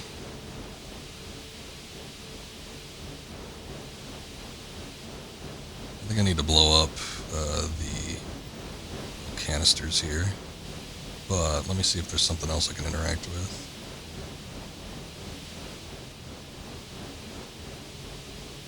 The camera pans over here like awful hard. I feel like I should be able to do something there. And there's this ladder that's like right here, but I can't climb up it. No. I barely press anything and he just wants to run forward. There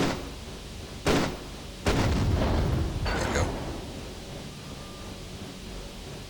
It's almost like we activated a first-person view mode.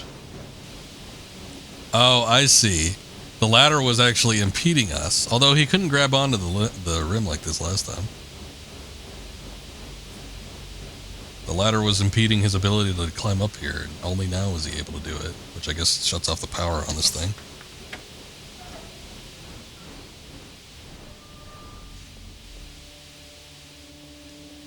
I do really wish that Core could have had the time they needed to fully develop this game, though. I mean, what would Tomb Raider have been like had they actually been able to like make this the way they wanted? Had it been a success, Core probably would have still been able to like have a handle on the series, and who knows, maybe it'd be a bigger company, they'd still be in existence, they'd be making other games, and you know, Tomb Raider would be very different. I mean, thankfully in some ways Tomb Raider's still around.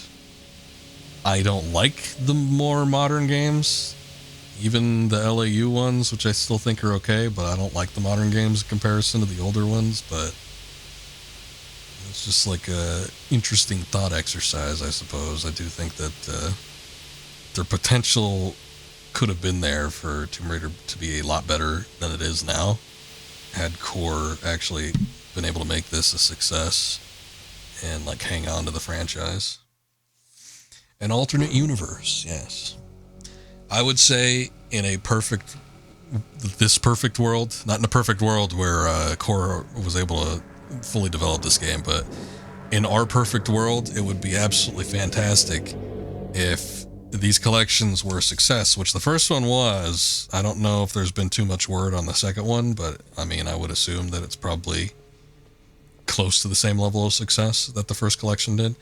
But if they were able to hang on to the team that Asper put together with, because we've mentioned it, but like Asper doesn't have their in-house employees working on this game. Instead, what they have is like they pulled a bunch of people that or from the Tomb Raider like classic modding community, and they pulled a lot of them in to basically touch up these games. But since that modding community has worked on 2 collections over the course of 6 games, and you know, however many expansions, probably like 5 or 6 there, how fantastic would it be had they actually been able to like continue making these games? Because all that material that Core had, I think Crystal Dynamics has a hold of. I don't think any of that stuff got thrown out, because I do remember seeing portions of it in a Tomb Raider collection book that I have. There's like a Tomb Raider book that covers the first like I'm trying to think, how many would it be? 6, 7, 8, 9, 10, 11, 12 games, I guess. It covers the first 12 games. And there's a very light portion that goes into what Core did. And they have a bunch of material. So they would probably have access to all of the, like, the Bible that was written for this game, all of, like, the character bios, the plans for where the story was going. And they already have all the assets and everything. They know how to make the games. They know what makes the games tick, how they work, how they, you know, need to run. If they have all this material, they could just continue the series.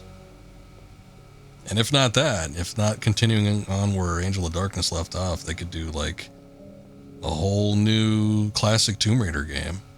It doesn't need to adhere to, you know, these types of control schemes and game mechanics that Angel of Darkness introduced. It could just be like something from the original games. It's probably not going to happen, but boy, it sure would be nice if it did.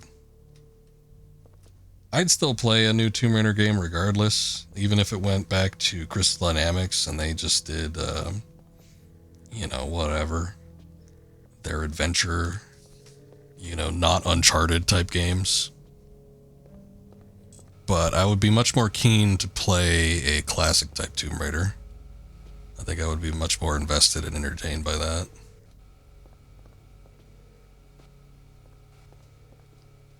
This portion was weird. I remember a lot of stuff looked the same. Like there was 2 rooms that looked exactly the same.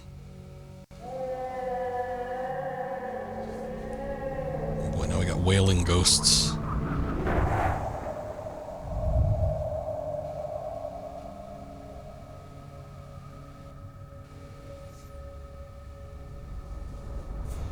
What do you see, Curtis? 17068.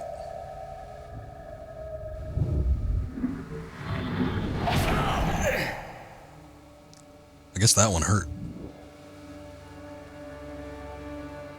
Okay, maybe let's go back into the control room then. Nope, that ain't it. Here we go. 1, 7, 0. Why does it have a touchdown now? 6, 8. And they're all the same touch tone. See, we have to access the keypads twice now before it unlocks. I don't get it. But now I'm just going to start doing that. Who knows? Maybe we play the game a little bit longer and then we have to start doing it 3 times.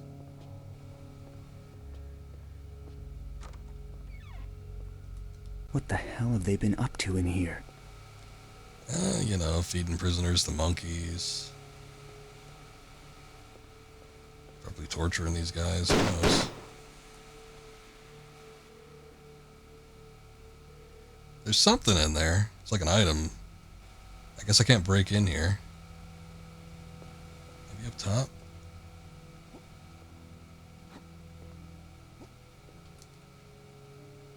Okay, there's like one little patch. Is it like that in the original? Yeah, it is. There's one little patch where like the quilting is gone. I guess I can't interact with it though. Did I pick up anything from this? I don't think I did. Oh, there's a little bit of a patch missing here too. Maybe there's something with this. I don't get it. All right.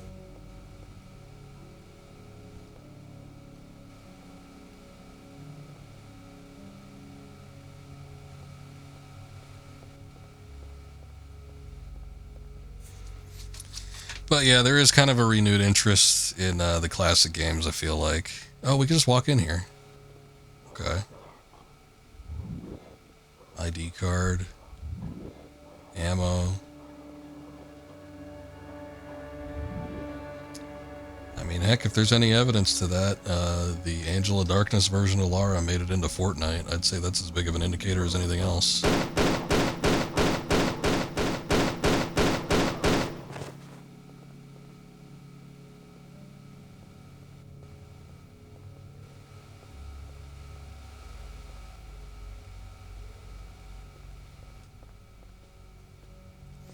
But it does seem like they're trying at least a couple new things. I'm glad that they're taking the route of, you know, at least revisiting the old games.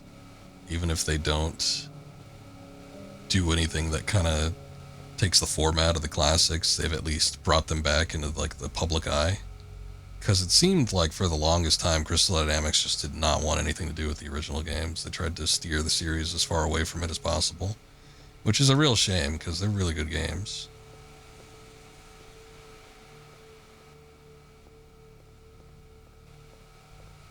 I would say even at their worst, they're still pretty fun to play through, and they're solid experiences. Maybe not this one all the way, but for like a good couple hours, it's a pretty solid game.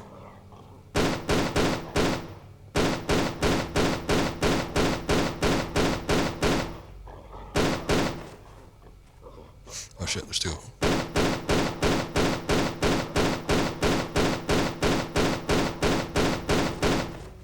Does he have his little thing? Let me see. Yeah, he's got the Churugai blade.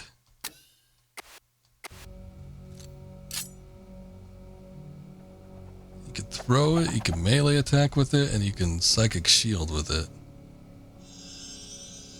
Interesting. Well, that just lasts for a second too, huh? Interesting. I'll have it out for now. We'll leave it out and see how good it works.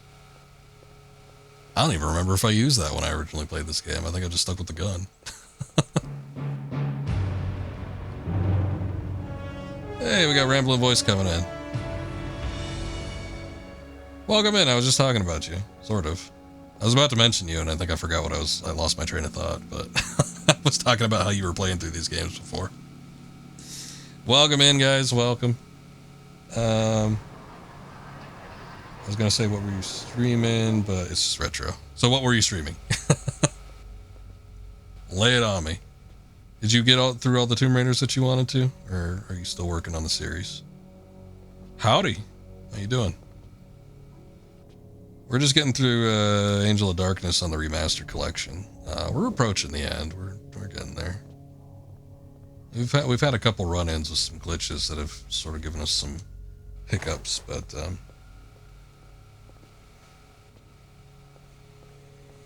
Tomb Raider Curse of the Sword, is that one of the Game Boy ones? I forget the names. Game 8 out of 20. The Game Boy ones take after, at least I think all of them do, they take after the Prince of Persia games. Second Game Boy Color entry, okay. That's what I thought. Which is kind of funny because the movement for the classic games was based off of Prince of Persia, but implemented into a 3D environment. It was actually a stroke of genius, I feel like, the way they were able to take the movement from the classic Prince of Persias and put it into a 3D format. It's a little bit rough for some people to get a hold of. Some people really can't be bothered with the tank controls, but it makes a hell of a whole lot of sense once you actually start getting used to the movement in these games. They're very Prince of Persia, yeah. That's what I remember.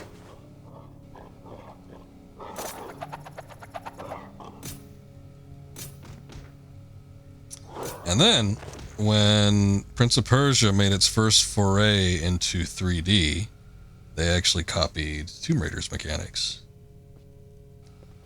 Actually, the other thing that was a heavy inspiration for, I probably want the gun for this, huh?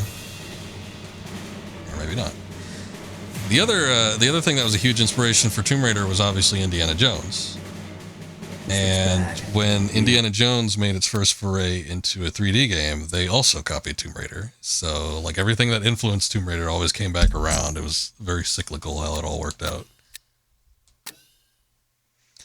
I'd say you just got very lucky there, Curtis. Let's move back to that Boran X. First Game Boy Color Tomb Raider was very super rough. Some cool ideas overall, bloated and clunky. Curse's Sword has been a blast. That's fun.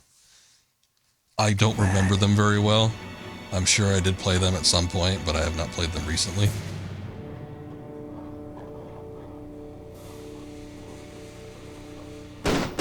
Yeah, I do remember the classic Prince of Persia gameplay mechanics. Did Core develop them? Was it actually Core developed, or did they pawn that off on some other devs?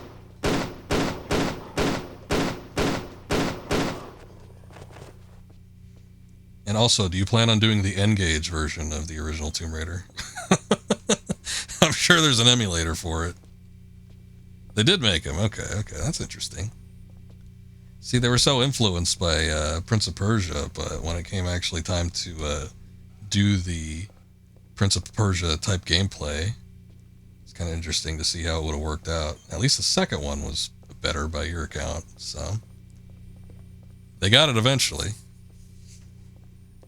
That'd be a deep cut. You do get some unique features with the N-Gage version, though. So if you really want to be completely thorough, I haven't even done that. I've only streamed the main games. I haven't gone all the way to do all the little side stuff and the subsidiary games. But yeah, there's some unique stuff with the N-Gage version, so it might be worth checking out. Or if you get a hankering for doing it. Everything except for Relic Run. I got you. Relic Run was a recent-ish, like, mobile game, wasn't it? That'll be a bonus, maybe. I sort of remember it, I think. I think it was very mobile. It was a Temple Run clone. Okay, yeah. It was very, very mobile-centric. I must have been real bad to deserve all this. Which definitely is not in my wheelhouse.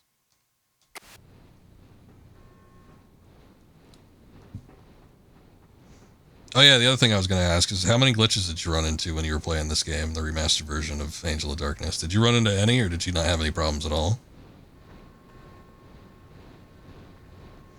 Lara Croft Go isn't bad. I mean, I don't know if it's entertaining enough to stick with for a full stream, but it's not bad. I don't know. I bet you some people get a kick out of it. I don't know. I'd hate to say don't, but it's not bad. There are worse games out there for sure.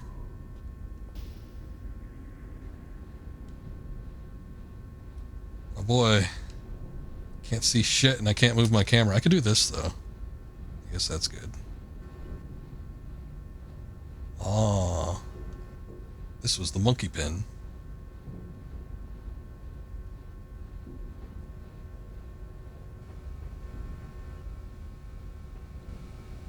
Last time I streamed this, we ended up on a glitch where a key item wouldn't spawn for me. You had some basic stuff in the game breaking. Worst thing was a guard on the garden level. Oh yeah, I remember you mentioning that. Yeah, I do remember you mentioned that. Died during a cutscene, dropped his key card all the way to the floor in a bush. Okay, but you were able to get it though. So it wasn't like something that was completely detrimental.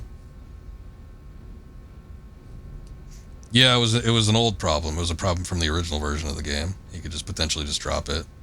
See, I just did that section not that long ago, and the keycard just stayed on the platform, so I didn't even run into it. I bet you I probably would have been confused. I probably thought it was a similar issue.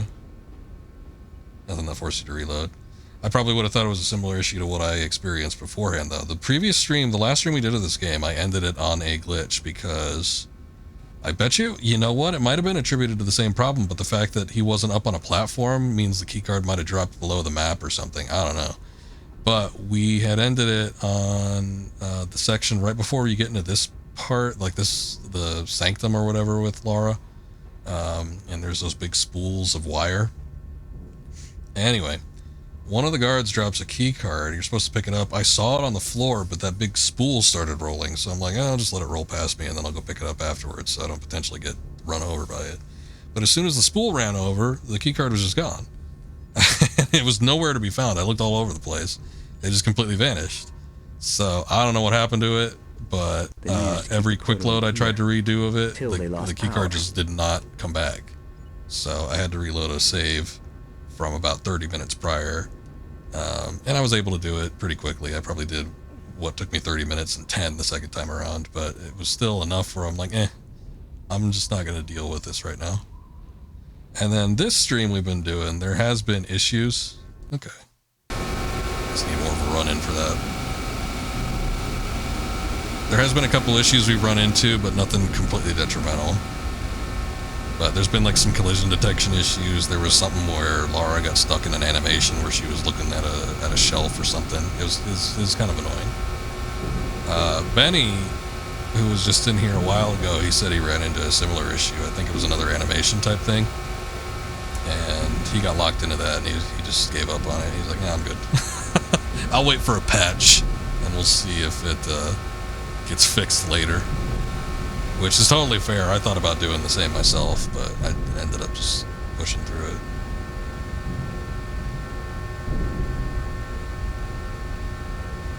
No, the game was just super, super rushed. It's not the fact... I mean, it is kind of a detriment because it was Core's first time working on a game on the PS2. I don't think they had done anything prior. They were working with a brand new engine. They wanted to do big stuff for their first major game on a newish type of hardware, a new platform. But they bit off more than they could chew, and the producers behind the game wanted them to wrap it up quickly. I don't remember if they missed the movie launch, because they were supposed to sync up the launch of this game with that shitty Tomb Raider sequel. Whatever it was, I forget. The Cradle of Life, that's what it was. I think it was supposed to meet with the theater launch of Cradle of Life, and then they weren't able to make that, so they had to make release by the DVD release. But even then, that still wasn't enough time to get everything sorted out. So they still ended up having a problem shortchanging the game, and it just did not pan out. They wanted to do so much with the RPG mechanics and, have a secondary character, and they had this huge plot with all these different characters. And, they wrote up a Bible with all these bios for all the characters. It was going to be the start of a trilogy. They were going to do 2 sequels after this. And this was all set. This was definitely like a for sure thing that they were going to do. And they had everything all worked out. They just needed more time to get it ready. But the time wasn't there. And the fact that this game performed so badly, it left such a huge stain, and it, didn't make any money, and they just got shit canned, and they ended up getting bought out. And that's why Cradle, why Crystal Dynamics, not Cradle of Life, but Crystal Dynamics has the games now. And it's just, it's a shame. It's a damn shame, because we were just talking a few minutes ago about what could have been. Had they actually been able to make this game the way they wanted to, they probably would still be around. But it's what happens. Thank you, Christian. I appreciate it. Hope you're having a good start to the week yourself. I think we're about to get into a boss battle here. But yeah, all the potential's there. All the good ideas are there. They were working with a new platform. They were not experienced with it, and they just did not have the time to learn and execute properly. So it was just, everything just fell flat on its face.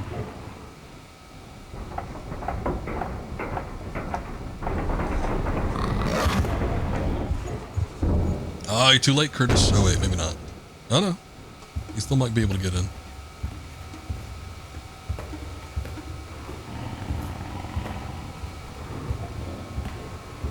Those vents don't support nothing either. That thing should just be able to drop right in.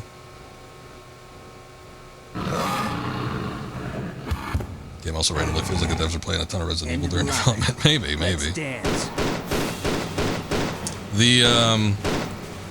It's a weird blend of mechanics. You could tell where they had, you know, the old style mechanics in the game, but they were trying to implement a number of different things. The plot line and everything doesn't feel too Resident Evil to me. Some of the theming and the atmosphere, especially the heavy focus on the urban environment aspect of this game, I can definitely see that. Tomb Raider has always had kind of a tinge of horror element to it, though, so it's not completely unheard of. I don't remember if we needed to do something with the chair guy blade here. Maybe.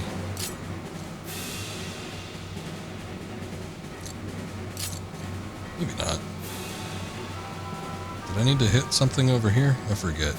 All these boss battles, they try to incorporate some puzzle elements, so I don't remember which ones were the ones that you just need to shoot the thing and which ones are the ones where you actually had to do something. He tried to use the chitter guy. Probably wasn't very effective. It doesn't seem like it's very effective here.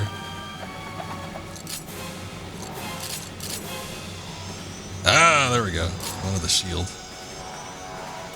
Huh!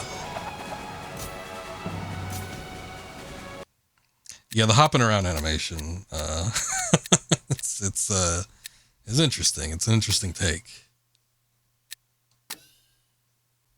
Oh, good. I don't really have too many health items. I guess that's the problem starting off with a brand new character. He just doesn't have access to the inventory.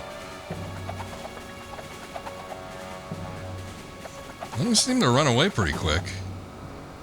I don't know. Yeah, look at that.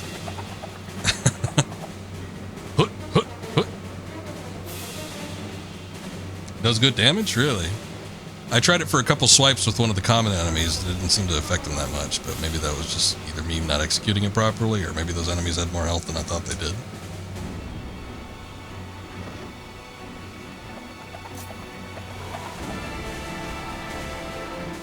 Wow, look at that.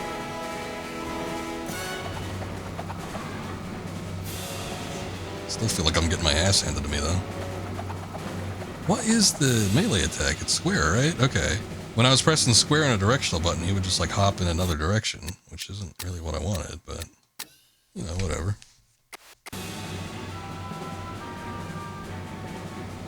I mean, it is what kind of makes him unique. He does have his stupid little force powers, but it's not like you have any control over that, so as far as a gameplay mechanic, it's absolutely useless. Now look at that, we actually killed it. I'm surprised. I didn't think the blade would do that much. But anyway, yeah. It's like oh, it's not dead yet. Shit. Yeah, I was trying to do the shield move earlier. Time to die, monkey. Good line, Curtis. That's what I like. I like them one-liners. Oh, we just had to incapacitate. Hey, wait, how did he... Okay, I guess he had another one. I thought he was freaking out because Lara had one of those. He must have had two.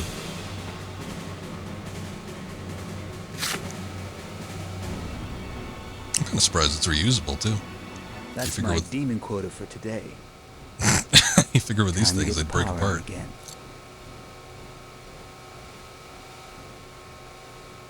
Okay. Yeah, I was trying to do that earlier, but it didn't give me an animation for it or anything. Or an indicator, I should say.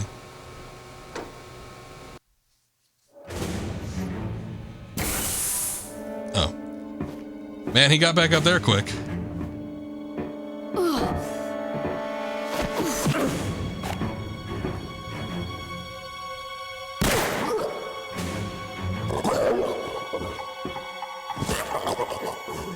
Thanks. Glad you came back to save me, stranger. Name's Curtis. Lara. And this is business. I owe you one. You owe me a painting. She's just gonna grab his bulge. That went AWOL at the Louvre. Right from underneath. What brings you here from Paris? Eckhart. We have business that only one of us will walk away from. You? Personal reasons.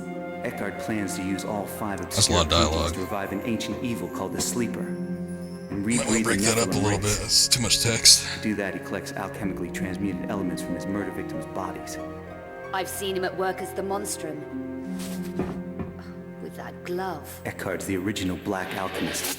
And now he's very close to finding the last painting. Does he know where it is? Yes. It's hidden in the Lux Veritatis vault beneath the straw hole. The paintings must be destroyed. The glow effect is so strong, I can't see anything when the camera is like right behind it. 3 Periapt shards. Eckhart has the last one. If all 3 shards are united, they can destroy him permanently. So he keeps it safe. Tell me about the shards. They're ancient weapons of the Lux Veritatis. 2 of them were entrusted to my father.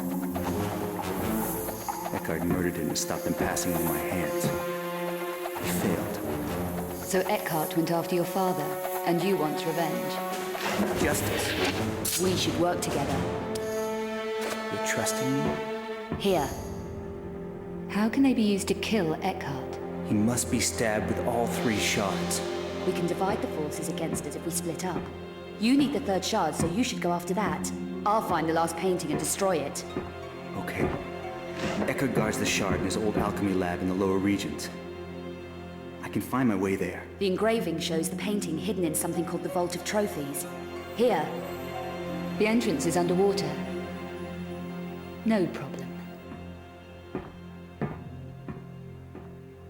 How did she get the engraving and the map? It doesn't matter.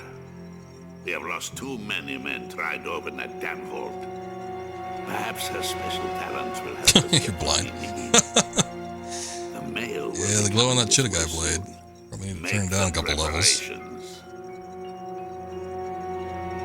There's no danger she can destroy the last painting. I'm glad the lingerie woman and the hot dog stickers are in such clear view. The 5th Obscura painting is mine already. And then...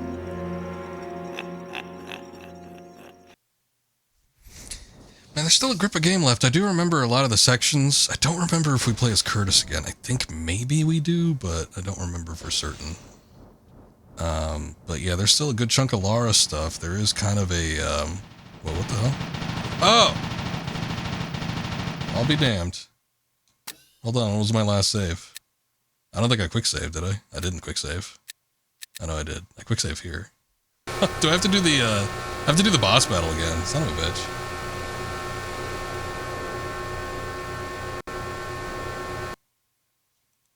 I know, completely different parts of the globe from one region to the next. They got the same stickers. That hot dog and that woman, they're very popular. Well, this sucks, but at least we'll be able to... We gotta do it again. We gotta do it again. Alright, that's fine. End of the line. Let's dance. Let's dance, monkey.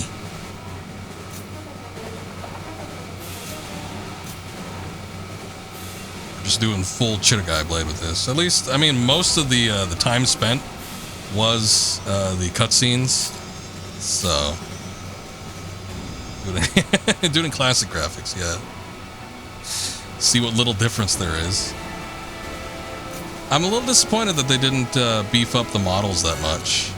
Obviously, your main characters with Curtis and Lara and some of the more prominent antagonist casts have been redone.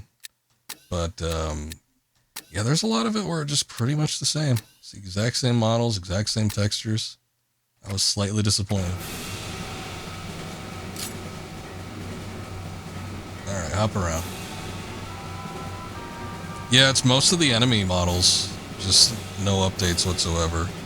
I think a couple like had slightly different textures, but the model stayed the same. Like Luddick, I think, had the exact same model and his texture was slightly touched up. There's a lot of characters like that where they reworked it a little bit and then, you know, they just kind of gave up. But Curtis and Lara and then like some of the main antagonists, they have a little bit sharpening up of the models. And I'm not saying they need to completely overhaul it. They didn't, you know, skimp or anything. But still, I don't know. Compared to all the previous remastered games where like everything is redone, I don't know. Just slightly disappointing.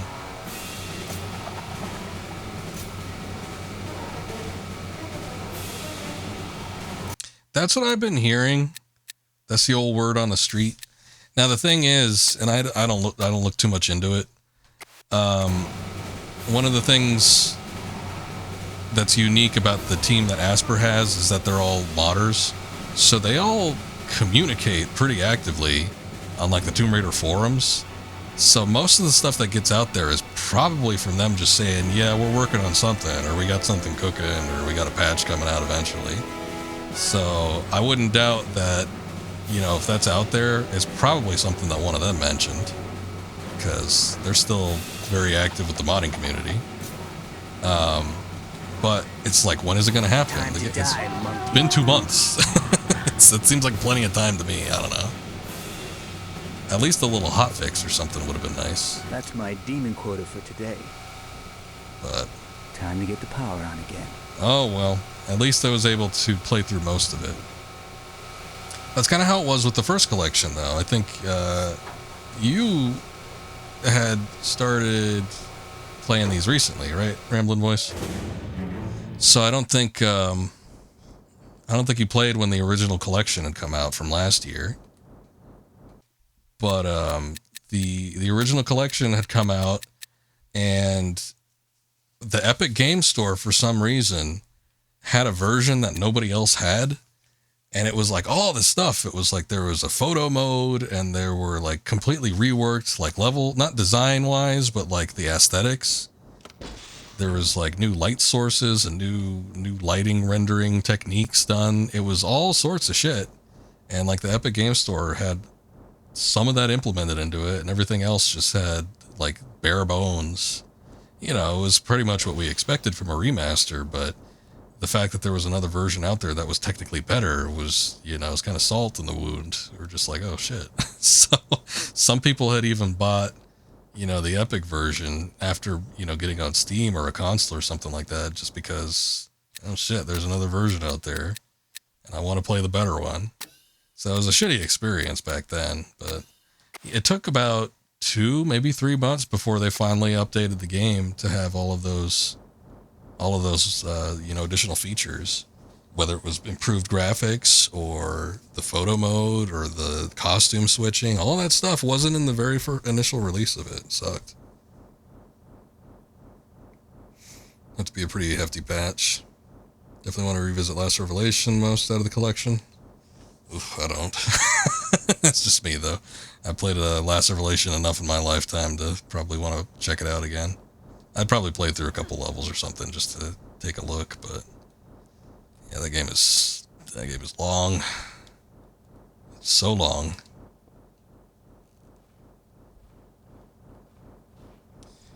But yeah, it was a shitty situation with that initial collection, and it was a damn shame that they had done that, because I went through the games pretty slow.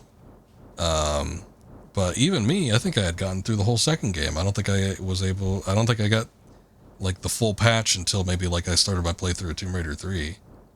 And it's like they're taking equally as long getting the big patch out with this one. And it's like I'm already almost done with the series. So the motivation just isn't going to be there. I'm a dirty double dipper though. I am going to, if there's a physical release, which I'm expecting that there will be, if there is a physical release, I am going to be getting it for like PS5 or something. So, you know, by the time that happens, I guess I'll be able to experience the patch or whatever, but it still might be a minute.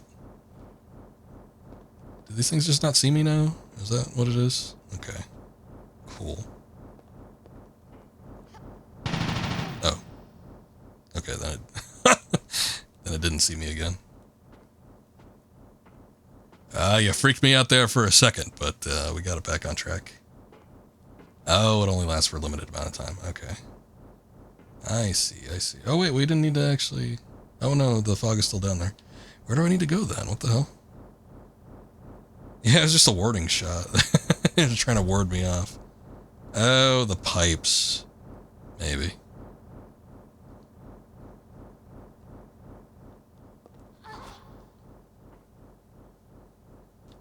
Okay, they're still not, like, actively shooting at me. You get too close to them, they're still gonna take a pot shot at you, but it's not too bad. I would say if they do make a big update, though, I would probably check out Chronicles, just because it's a shorter, fair game. Plus, it has a lot of variety to it.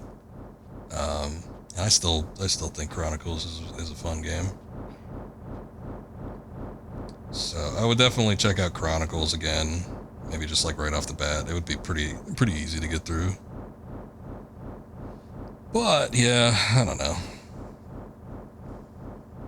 Most of the stuff that was absent with the initial release of the first collection is present in the initial release of this one, though. Like the costume changing, like the photo modes, so it's not like we're missing tons of shit. Oh, free camera is the most useful tool, like, ever. The photo mode free camera, is that what you're talking about? Yeah, this is like a godsend. Obviously, you don't get this feature in the originals. I've played the originals. Sometimes it is really hard to tell, like, what you can jump onto, where you need to go. And having this makes the process so much more easier, because basically you just have to do trial and error. And especially with, like, some of the more unfair games, like Tomb Raider 3, you're going to be trial and erroring a lot before you figure out what you need to do. Unless you memorize the game or something. I know some people do. I certainly didn't. But yeah, with the ability to do the free camera and photo mode, this makes the process so much quicker. You just didn't like the final level. I played it. I know that there was a couple like hot fixes. I wonder if some of them were for Chronicles though. What is this? What can I do something with this? But I played through Chronicles and I did not have any of the problems that were like super common with Chronicles on Red Alert. I think I got through that whole game without there being an issue. The cyborg guard was super slow when he walked into the gas chamber room, so it was not like this arduous process. I bet you if I went back and looked at my VOD of my stream of Tomb Raider Chronicles, that probably took like 10 minutes just to get the guard to walk into the damn thing. So I had no problems with that. I didn't have any problems with the like key card or whatever the guy dropping. I don't know. It was weird. Like I was actually surprised at how effective it was of me being able to just like get through all that without there being any problems. Yeah, I did a shot. Yeah, I guess I don't get it. Something's going on.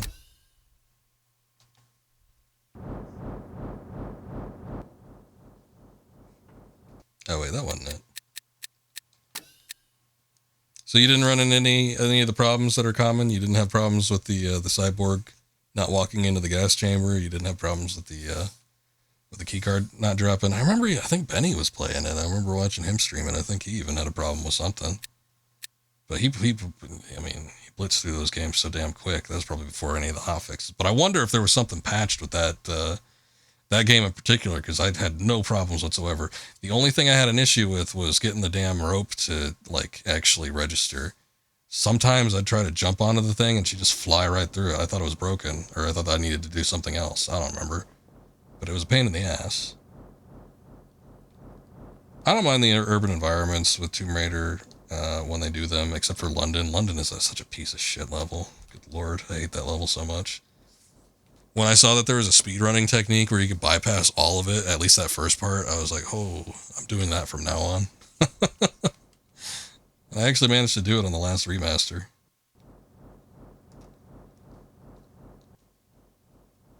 Yeah, the ropes are finicky, and they never should have been implemented to begin with. It's such a piece of shit. I hate the ropes.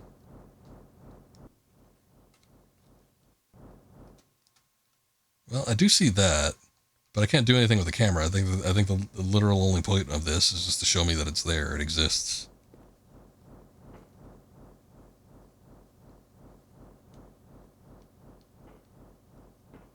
Let me just... There we go. That was it. You just needed to shoot it. Sometimes when there's cameras in a video game, you have to point it like up at a wall so it won't detect you. I was wondering if maybe I wasn't doing something right with that, but nah, it was just so I could see a little bit closer. Alright, Ramblin'. Well, it was very good talking with you. I always like chatting with you. Hopefully I get to catch one of your streams next time. But you have a good night. Thank you for the raid again. Anybody that stuck around for the raid, thank you as well. Anybody that's here, make sure you go check out Rambling Voice. A Rambling Voice on Twitch, doing some Tomb Raider game playthroughs. So, if you like this, you'll like that. I think we're kind of closing in on the end of this, though. I'm feeling it. I think if I stick with it for another couple hours, as long as we don't have any glitches, I might be able to pull through this. I'll be able to finish it off this night.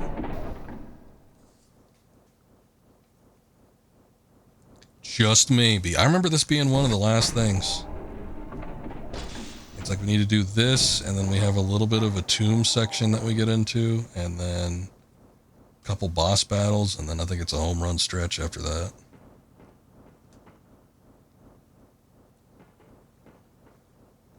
I just don't know what I need to do. Let me take a look around, I guess. This was like a multifaceted kind of thing. I remember having to go into several different rooms before we could figure out what the purpose of everything was. A big old box there.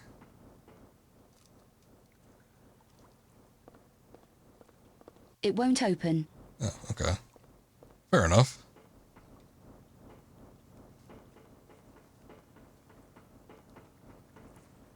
Oh, the shadow scared me.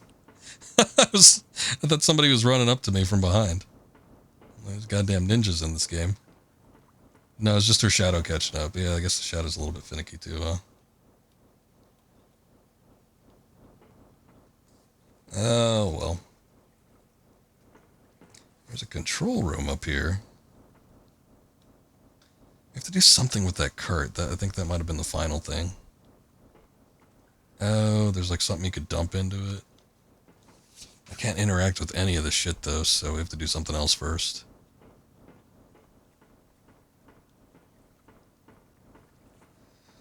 What that is though, I don't know.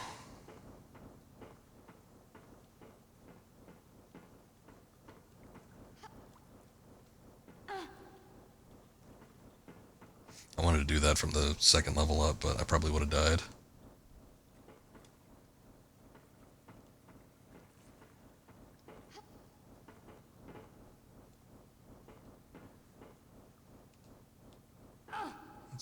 Let's see.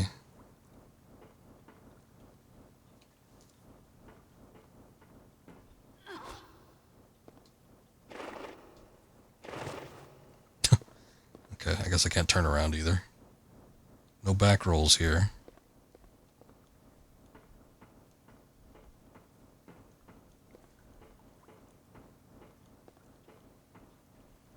I don't remember what the thing with the water is. It says there's a bunch of danger signs around it, so I'm a little bit apprehensive about just like jumping on in there. It won't open.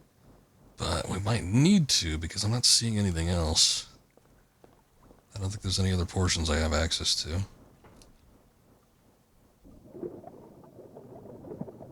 Oh, well, there's that. Okay. Well, you know what? I'm going to do did I do a hard save here too? Oh, shit. Oh, no. Did the game break again? Ah. Alright. I did actually quick save, like right before I pulled up the menu, but I pulled up the menu and now the whole thing's out. Well, shit.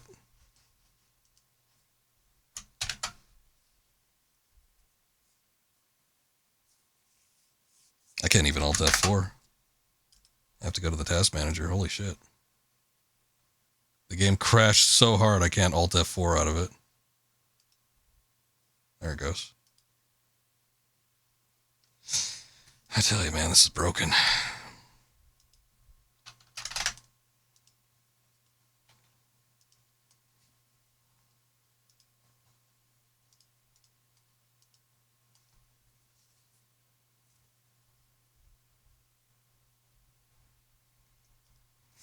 If the quick save doesn't work, I do think that we have a relatively close save.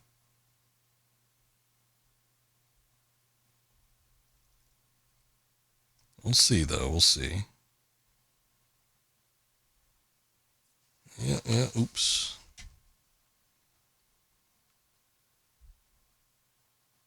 I just hope quick saving there wasn't the catalyst that like absolutely destroyed it. Aquatic research area, so it does have it. Okay, we're good. I'll hold off on doing a hard save.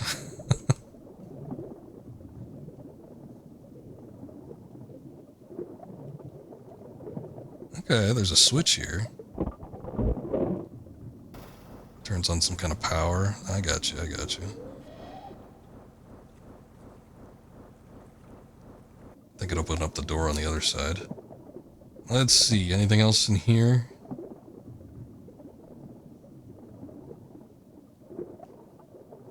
There's more underwater here, but my worry is that nothing is going to be pertinent or accessible even. I'll go check it out, I guess.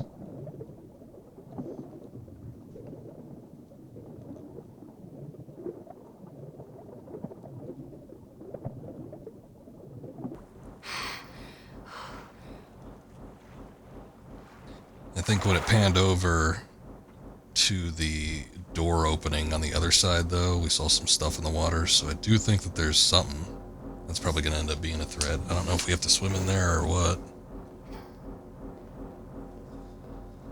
I think, okay, that whole cart section we saw at the very top of the area above the pool.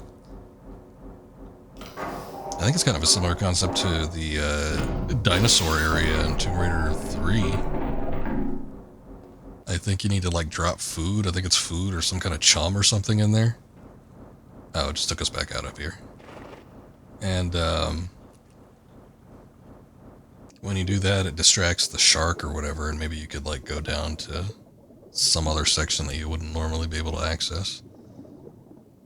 Okay. There's a valve down there, shit.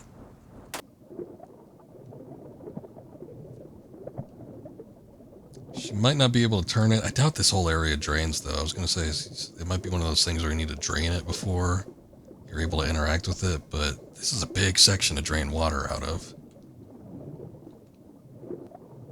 I'm not seeing an interact icon pop up. Shoot.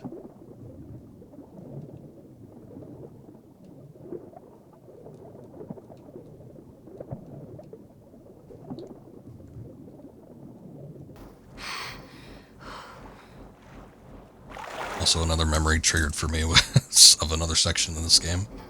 I thought I remember exactly what happens next, but then I remember there was like a library or something that Laura was in, and she had to like navigate herself over the like these beams that kind of hung over it. I remember that taking a minute. I hope the game isn't like super long. Like a lot longer than I would thought it would be. But, I mean, I did take a look at that stream. My streams. There was only like, I don't know, like 4 hours left from the point that we left off on. I've been playing this for about 2, so maybe that sounds about right. If there's about 2 hours left. If I play for another 2 hours, though, I'm going to end at 4:30 in the morning. That's pretty damn late.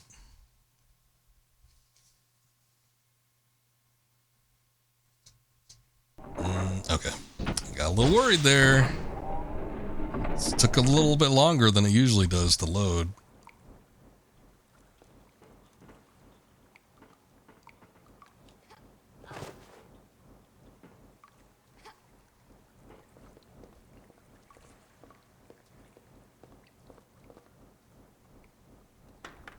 What does that do? Oh, this is an elevator? Okay. Interesting.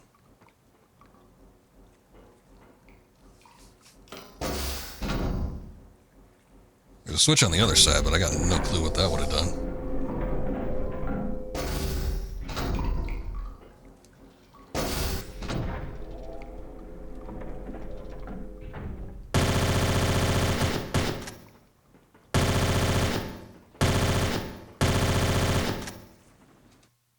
Shit. Oh, don't tell me.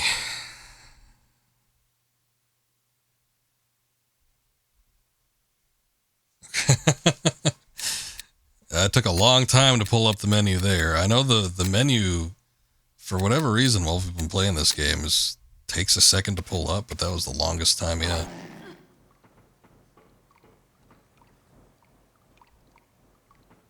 Did it die? Where did it go? See the blood trail. Maybe it fell off. Okay, I'm gonna make a hard save.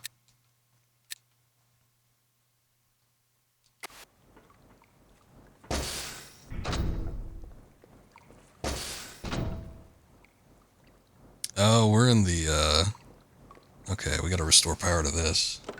The power levels will be completely balanced out, I would think. Nice.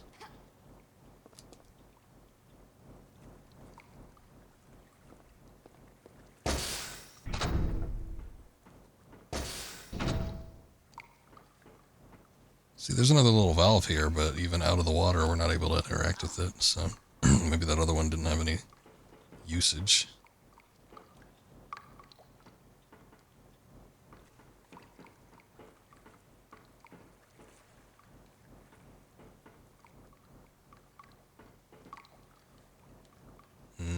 Oh. Switch on this side.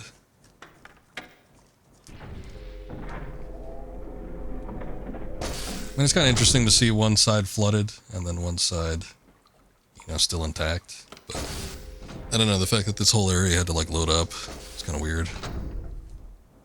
I almost feel like they would have been able to do it without needing a loading screen. What is this? This is just a camera? Oh, it was a camera to the section we were able to access. I guess maybe we would have seen that there was an enemy. Although I was able to detect it relatively quickly. I think it made a noise. That's usually a pretty big tip-off. See, and then getting back up to, I mean, what was that, like a second? It didn't even take that long to load up. I don't know why it took so long the first time around. Weird. Okay, so that's open now. That's kind of up top, but how do I get up there? I think I need to go to that side. Okay. I think I see it.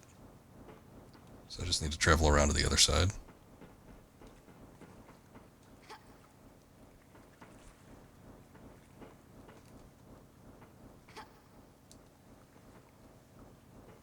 Before I start hopping around and everything.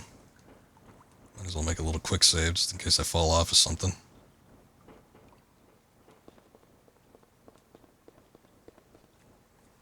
Oh, okay, so this ladder wasn't here before. I was wondering what ladder it was that it was showing me. I thought it was on the one on the other side, but yeah, I guess that makes sense. We wouldn't have been able to access this previously. So we'll get off here. Nothing, oh wait.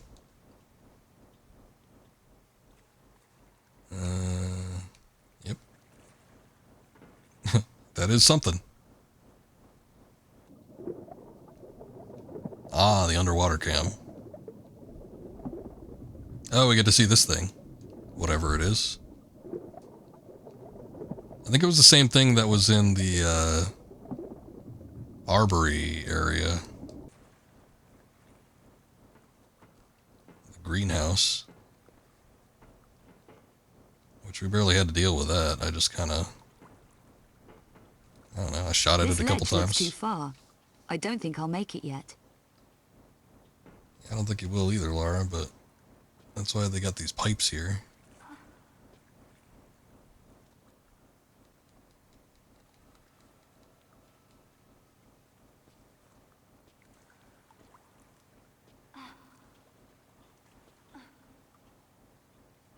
Unless she was specifically talking about the pipes.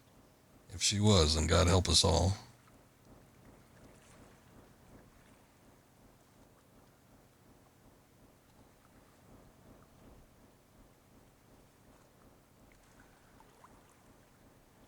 Shit. That was hard to determine. I don't know if, I mean, I was pretty quick with it. I don't know if it was on me or if that was actually what she was referring to, or she wouldn't be able to make it. I might... Oh boy. Okay. It's okay. It's just a long... I don't know. Is it going to take as long to get back out of the menu? It's a long menu load. I might have to go up top and do the thing with the bucket. Maybe. So maybe I'll go up there before we do this section.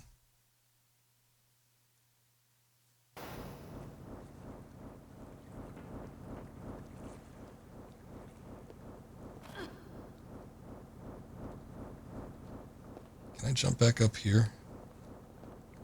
It would just save me a lot of time.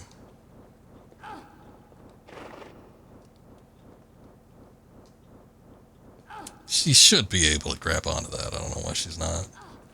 Hold on, let me see. Oh, okay. It's not quite there yet. Alright, that makes sense. There you go. It's hard to get a good handle on the depth perception in this game. Oh, shit.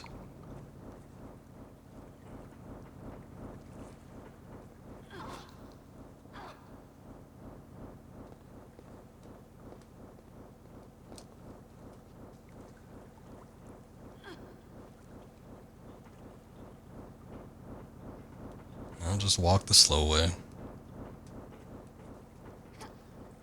That cart, I think she ends up needing to push, though. It might give her the strength she needs.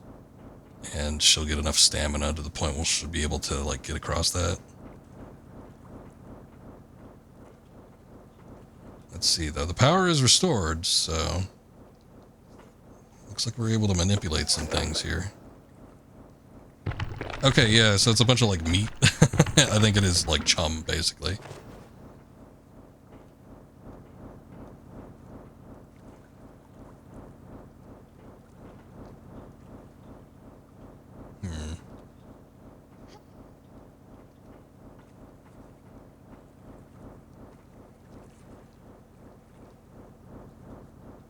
Alright.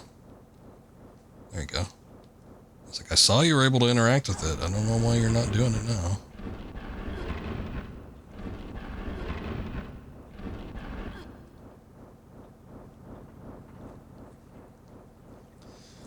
Okay.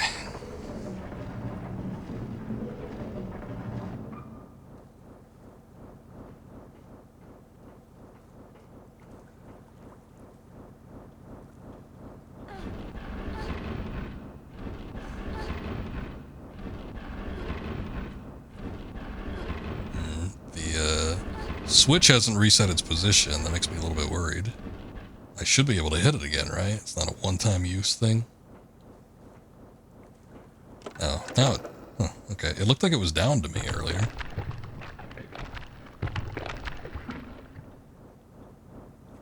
Yeah, it was down. I guess it just resets when you're good and ready to do it. See, now it's got all the chum in there, so it's extra heavy. I feel stronger now. Yeah, see? She's all strong.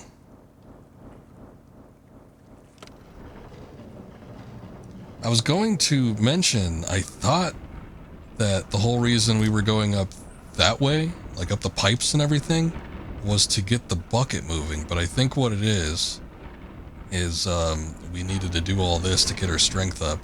And then it sets it up so that when we get into that other room, I think it controls this thing. Because this is like an elevator of sorts, and it'll drop the chum bucket in there. Okay. I could just do that too, I guess.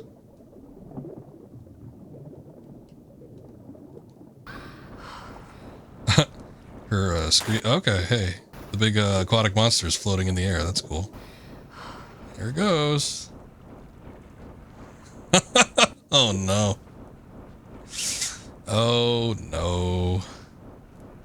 Oh, no. The game's broken again. Well, hopefully it can't attack me up in the air. I'm not going to be spending a lot of time on its level right there. Hey, but you know what that means? Maybe I can swim around the water freely. We don't even need the chum bucket. Look at that. Oh my god. Yep. I do have to get up the pipes again, though, so that might prove to be a problem. Because I'm going to be very slow up there, and if it actually is able to get me from that level, yeah, we might have a problem.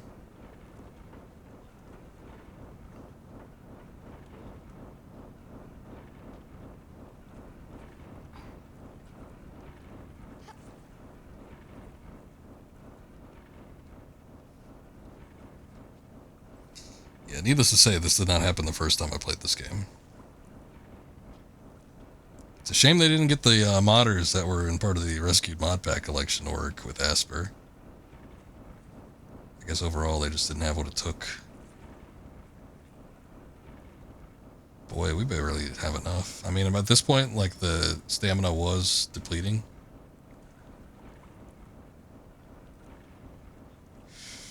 It's close, it's close. Oh, man.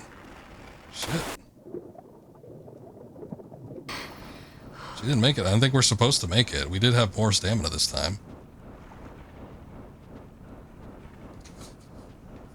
But I think I'm split second too late. They barely give you enough time. Split second too late. He's still hovering around up there. Alright, I'll quick save before I do it this time. That way we don't have to worry about wandering around up here again.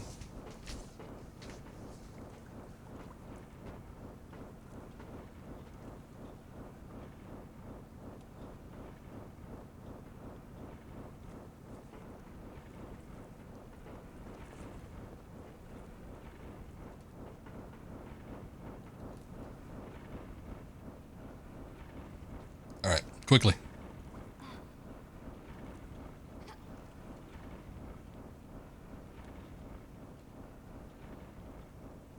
I felt like it was pretty quick last time. I don't think there was anything I really had a delay on. Mostly you just need to push buttons and hold them. Like when she changes levels like that, or she needs to change direction or something like that, you have to press the button again, but I mean, I felt like I was pretty on point.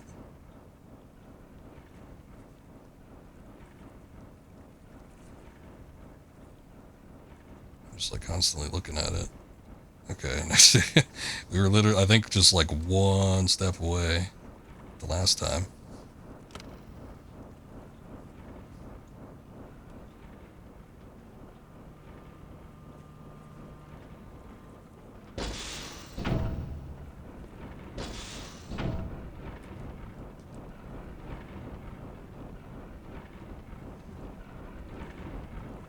Okay. Get that. Drops into the water. Oh, look, he's back down there now. So now he's distracted with that. That gives us an opportunity to get access to something down there, I'd imagine. I just don't know what it is. There's also, like, another door there. So what is this going to do for us? Hopefully I didn't have to do this first and then jump back out and redo the whole chum bucket thing again. That would suck. Oh boy, we got another loading section where it's just loading a lot longer than it should too.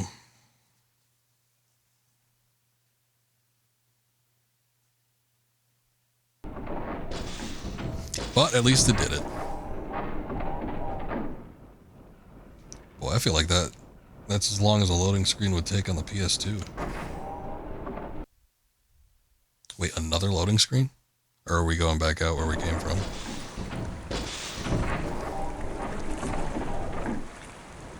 Oh, we went back. Then why did it... What? Okay, that was dumb.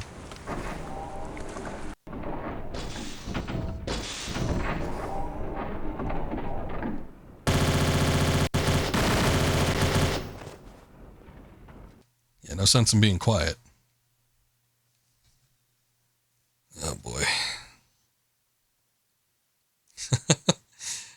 I need to do two things in the menu. I need to switch my weapons, and I need to use a health kit. But it takes oh so long. Ag Vega. Yeah, we're almost out of ammo on that.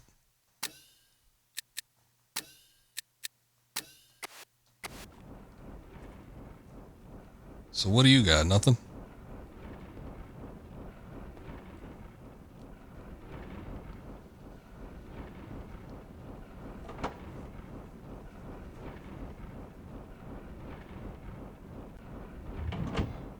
Closet here for some ammo. I think that just opens up the door.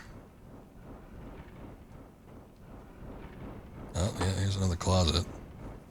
They're kind of hard to see. I almost feel like I would have missed these.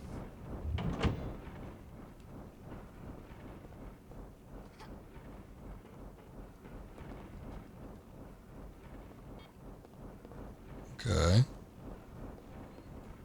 Little blueprint. Oh, hey, there's the one in there. Scanner for the creature. Oh, we've been playing on classic view mode for the longest time. I'm like, boy, it looks grainy. Why is that? It's because we haven't switched over since the monkey battle with Curtis to the remastered view mode. Well, you weren't missing much. I remember, I think there's even a clip of it. I remember jumping onto this thing because I thought, is there something on there that I'm maybe supposed to get? She can't. Oh, okay, hold on. Okay, yeah. Because what I'm about to talk about, I do have a clip on here because somebody clipped it. But I tried to jump on here in the original version of the game and she like got stuck and I think she fell right through it or something happened. Something happened that didn't need to happen. It was just another bug. One, unfortunately, that the mod pack did not cover. But I suppose it was kind of minor. But yeah. Got a little nervous there. Oh, shit. I thought maybe there was a control panel or something. No, it's just the same closet again. So is there... I guess there's nothing in here? Doesn't seem like it. I guess if you just want to get a better look at the creature, it's like nice to have these little lore bits. But yeah, it doesn't seem like there's anything else in here. I think we just need to drop back in the water and find out what's going on. What we need to get access to.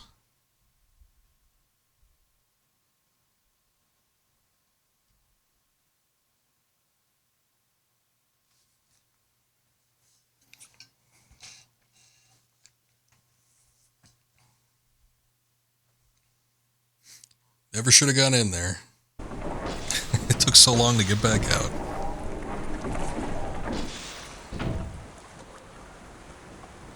Okay, so... Whoa. Do a little spin.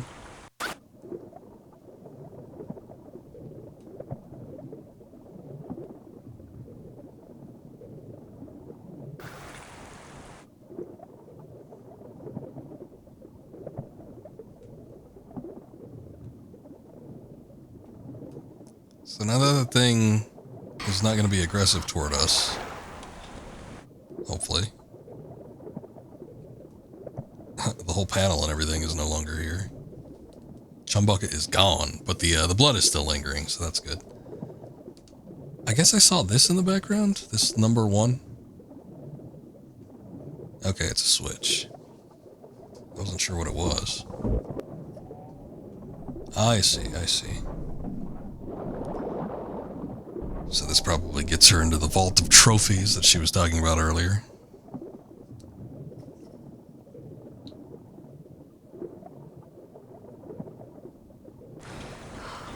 I'm just going to snag a little bit of breath. Head back down. Yeah, you know what? I don't know if there's going to be a long swimming segment now that I think about it. Let me get breath up here.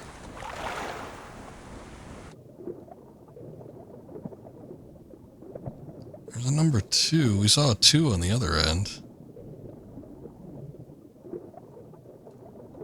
Did the 2 on the other... The 2 on the other end didn't have a switch, though. Oh, now it's, the door's open. Okay.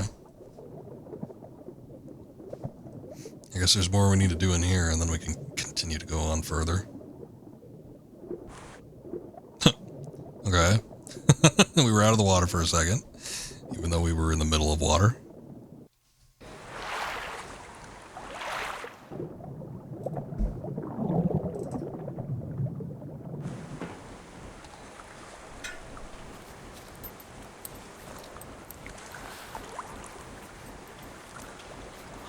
Oh yeah, the wetsuit is back.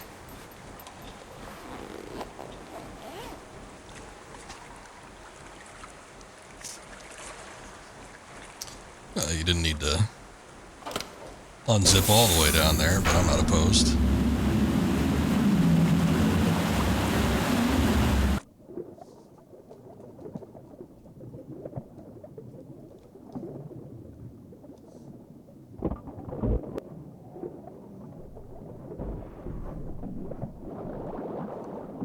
Okay, so I think that's the second door.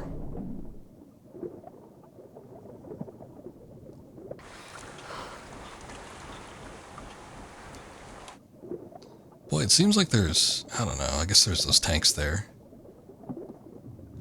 I was going to say, it seems like there should be oxygen tanks or something. You would think there'd be something. I mean, you know, it eliminates the challenge in the game of not having oxygen to breathe, but still. Just because of how everything's set up, you would think that they would provide some sort of oxygen tank for their people. Maybe they just don't care. Eckhart runs a pretty strict ship here. He's not opposed to, like, offing people. So, I suppose that might be part of it.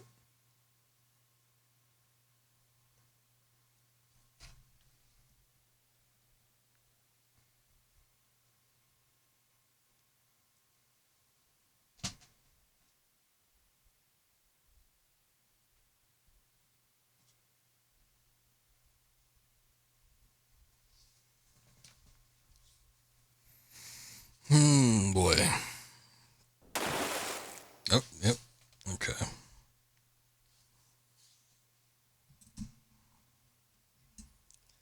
I wonder if I exit the game and come back in, if it would fix up these loading issues that we've been having.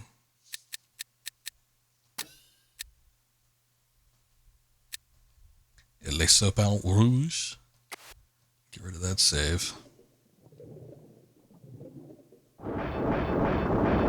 Oh.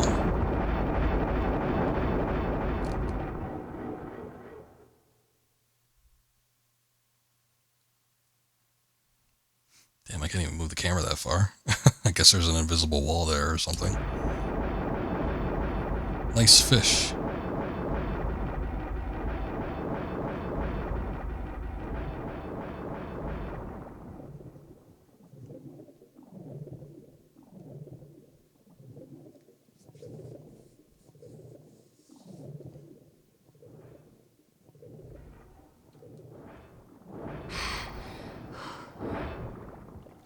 Breathing spot, that's nice.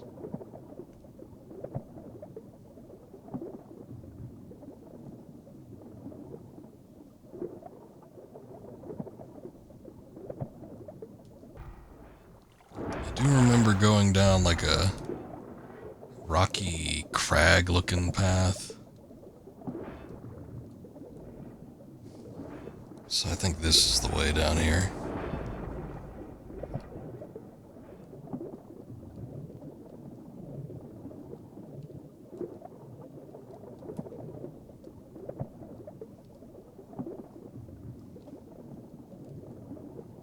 I feel like that beam came into play at some point. These are like mines that got flooded out or something.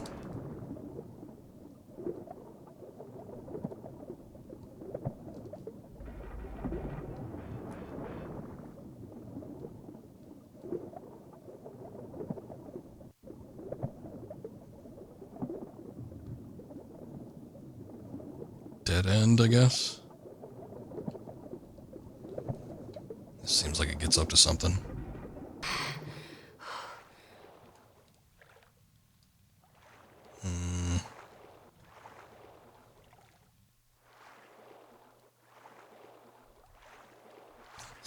Just had to find where the sweet spot was.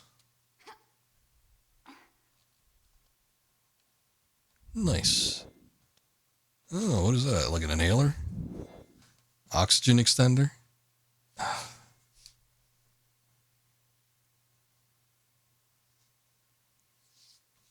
I'm so used to just being able to pull up the menu, no problem.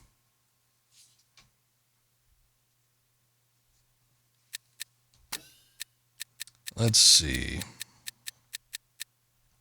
Aqualung. Okay, cool. For flooded environments.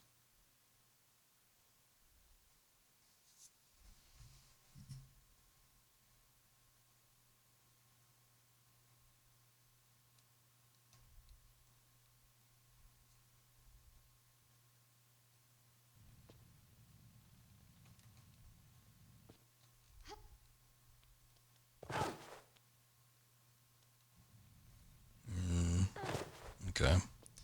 Those all seem to be locked off. But now that we got the Aqualung... Okay, well her oxygen is still going down, but I guess I would assume that it's going down at a slower rate. Oh, very nice. Rearrange the statues, they are the key. You got it. I gotta do all this, and there's gotta be a, okay, hold on. So there has to be some place we can catch our breath. I guess it's not up there. I guess I kind of remember this. Yeah, you have to do this whole puzzle like underwater. It's kind of crazy. The brothers reunited see the gates thrown open. No, there has to be a place. Like, her breath is still going down way too rapid.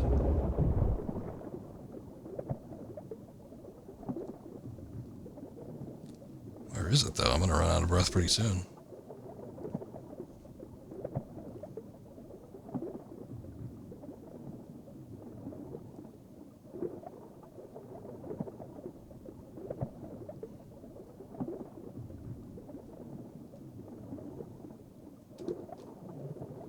Maybe above this?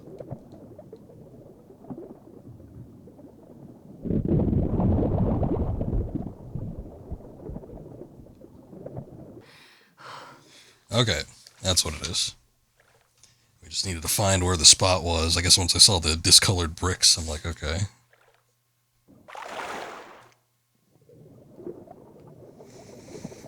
So that might have been like most of the puzzle right there. I guess we'll see what the rest of these do, but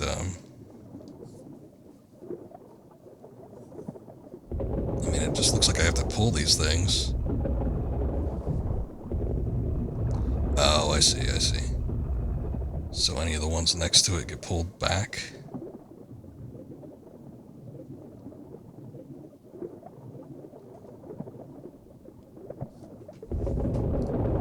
But I pulled one chain and multiples didn't come forward, so that's a little weird.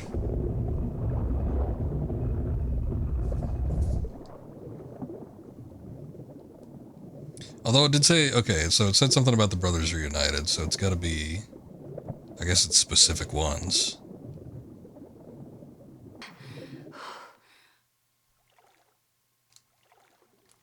Alright, let me take a look.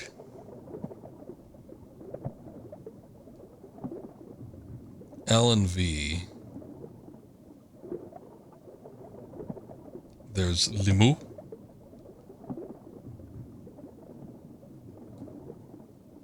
Bogomil. So we did see an L1. iCard,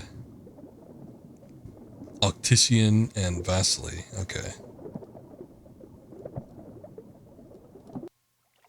Vasily was also the name of that painting collector.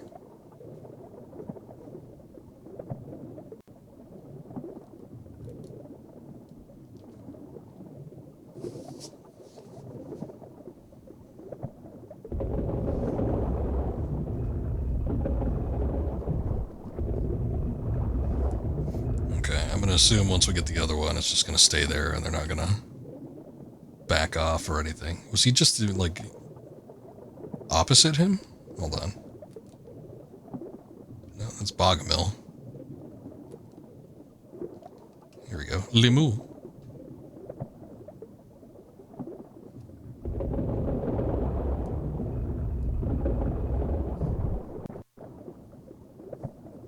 There we go. They're stroking their swords. They're ejecting a little light. Oh, sparks are flying.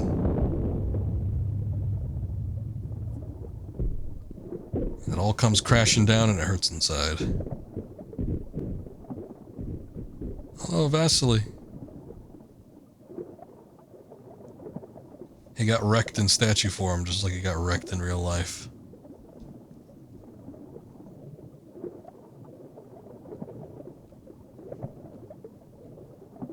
Alright, I don't know if that tunnel that we just made is going to have air immediately up at the top, so let me just grab some air here, and then we'll go check it out.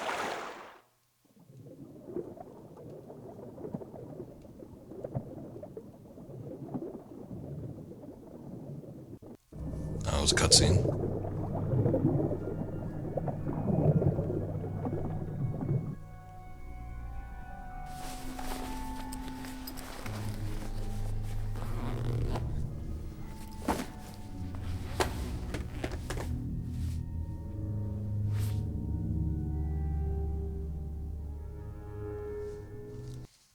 Guess she had all that stuff stored in her pack.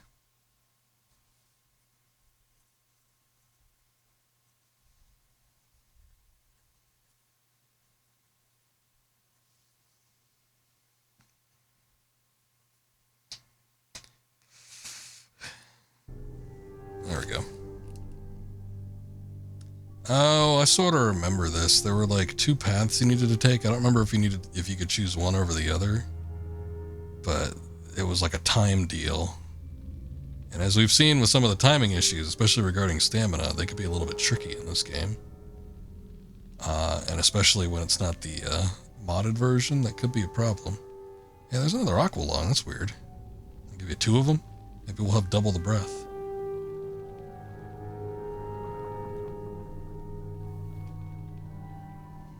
So we're kind of venturing back into tomb-like regions after we've been through all like these sort of futuristic facilities.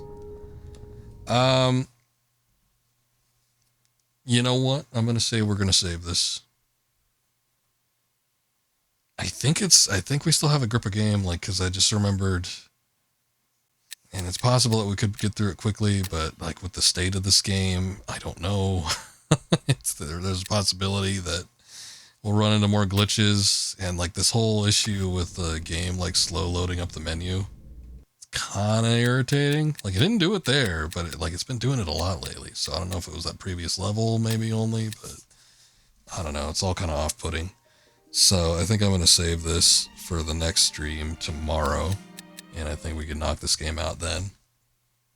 But I still feel like there's a grip left, so we'll have a decent amount to get through. If it ends up being a little bit on the shorter side, hey, maybe we could do something else. We could start up some other game or something. I do have a couple things kicking around that I think I might be able to pull up or might want to stream, but we'll see. We'll play it by ear once we get there.